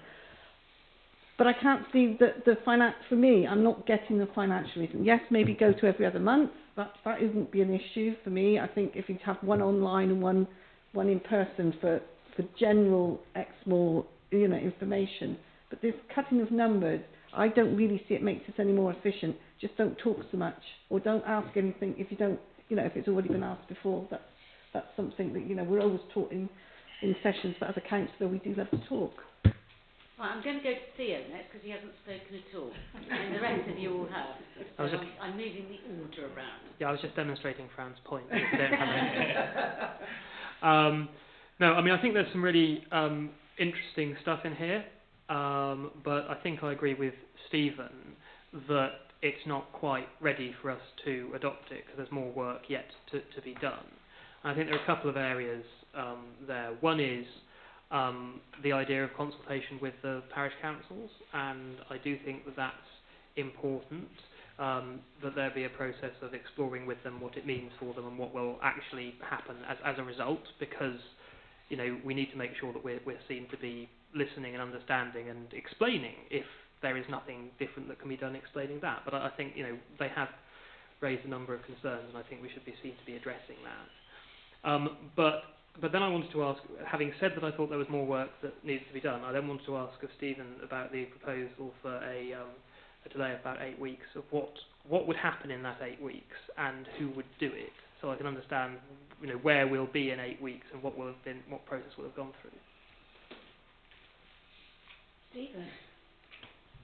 I do think, even if it's an online discussion, I think it would be worth promoting a discussion with the parishes to say, right, these are some of the things that we're talking about, what are your views, just so that you know what we're thinking about and they can actually participate in that discussion. I don't see why that shouldn't be an online one to save costs and get it sped on as quickly as possible. I think, to be honest, there is something to be said about us having a frank discussion with Sarah and other officers outside of a formal committee meeting, and whether or not that is also online to save costs. But I think some of this afternoon we're constrained by the rules of debate because we are still actually in a formal meeting. Although we've got no members of the public here, we do potentially have them watching us and listening to us. And I think that being able to have that cut and thrust of debate is also quite useful, and I think that could be done by Zoom if necessary. I think we've got things that we do need to explore about the resources. I think Mandy's offered to have an offline conversation. I'm sure that others would as well. I just feel that there are things that we can discuss between ourselves. I suspect Sarah will say, well, actually, if it's going to do anything, it needs to come back in May because we're not due a meeting in June, and then it will be the new authority in July. So probably it needs to come back in 4 weeks' time. So there's not a huge amount of time to be able to have those discussions, but there's still something that we can do in that time, I think. Does that help? I was just going to ask, Ellie might know, when is the next, oh sorry, Mike will know this, sorry, Consortium and Parish Forum. At the moment, it's not been scheduled. Oh, right, okay. I probably should have known that. Right, very quickly now, because I think Susan's very, very nobly put their name off the list. Jeremy, you're the last one. Yes, and this ties in very neatly with the last comment. I see under paragraph 5 about the ECPF, and I have to say before I make a comment, it is a very, very good resource, and Mike, thank you for everything you've done about it. But it just blandly says there, we will, if you reduce the numbers, etc., so we will need to continue to reach out to the North Devon parishes. Now, as a North Devon parish, I would like to be reached out and know what is being proposed before we make a decision here. Please. I think the recommendation anyway was a review, so clearly members from North Devon would want to get involved in that. Right, I'm going to stop it there because I don't feel we're getting anywhere now, and we're all busy people. So we have a proposer and a seconder for deferment for 8 weeks. Well, no. I think it'll probably be 4 weeks, truthfully, so that it can come back to the next meeting. And that was proposed by Stephen, seconded by Francis. So all those in favour, would you show please? 1, 2, 3, 4, 5, 6, 7, 8, 10. Against? 5. Clearly carried. Thank you.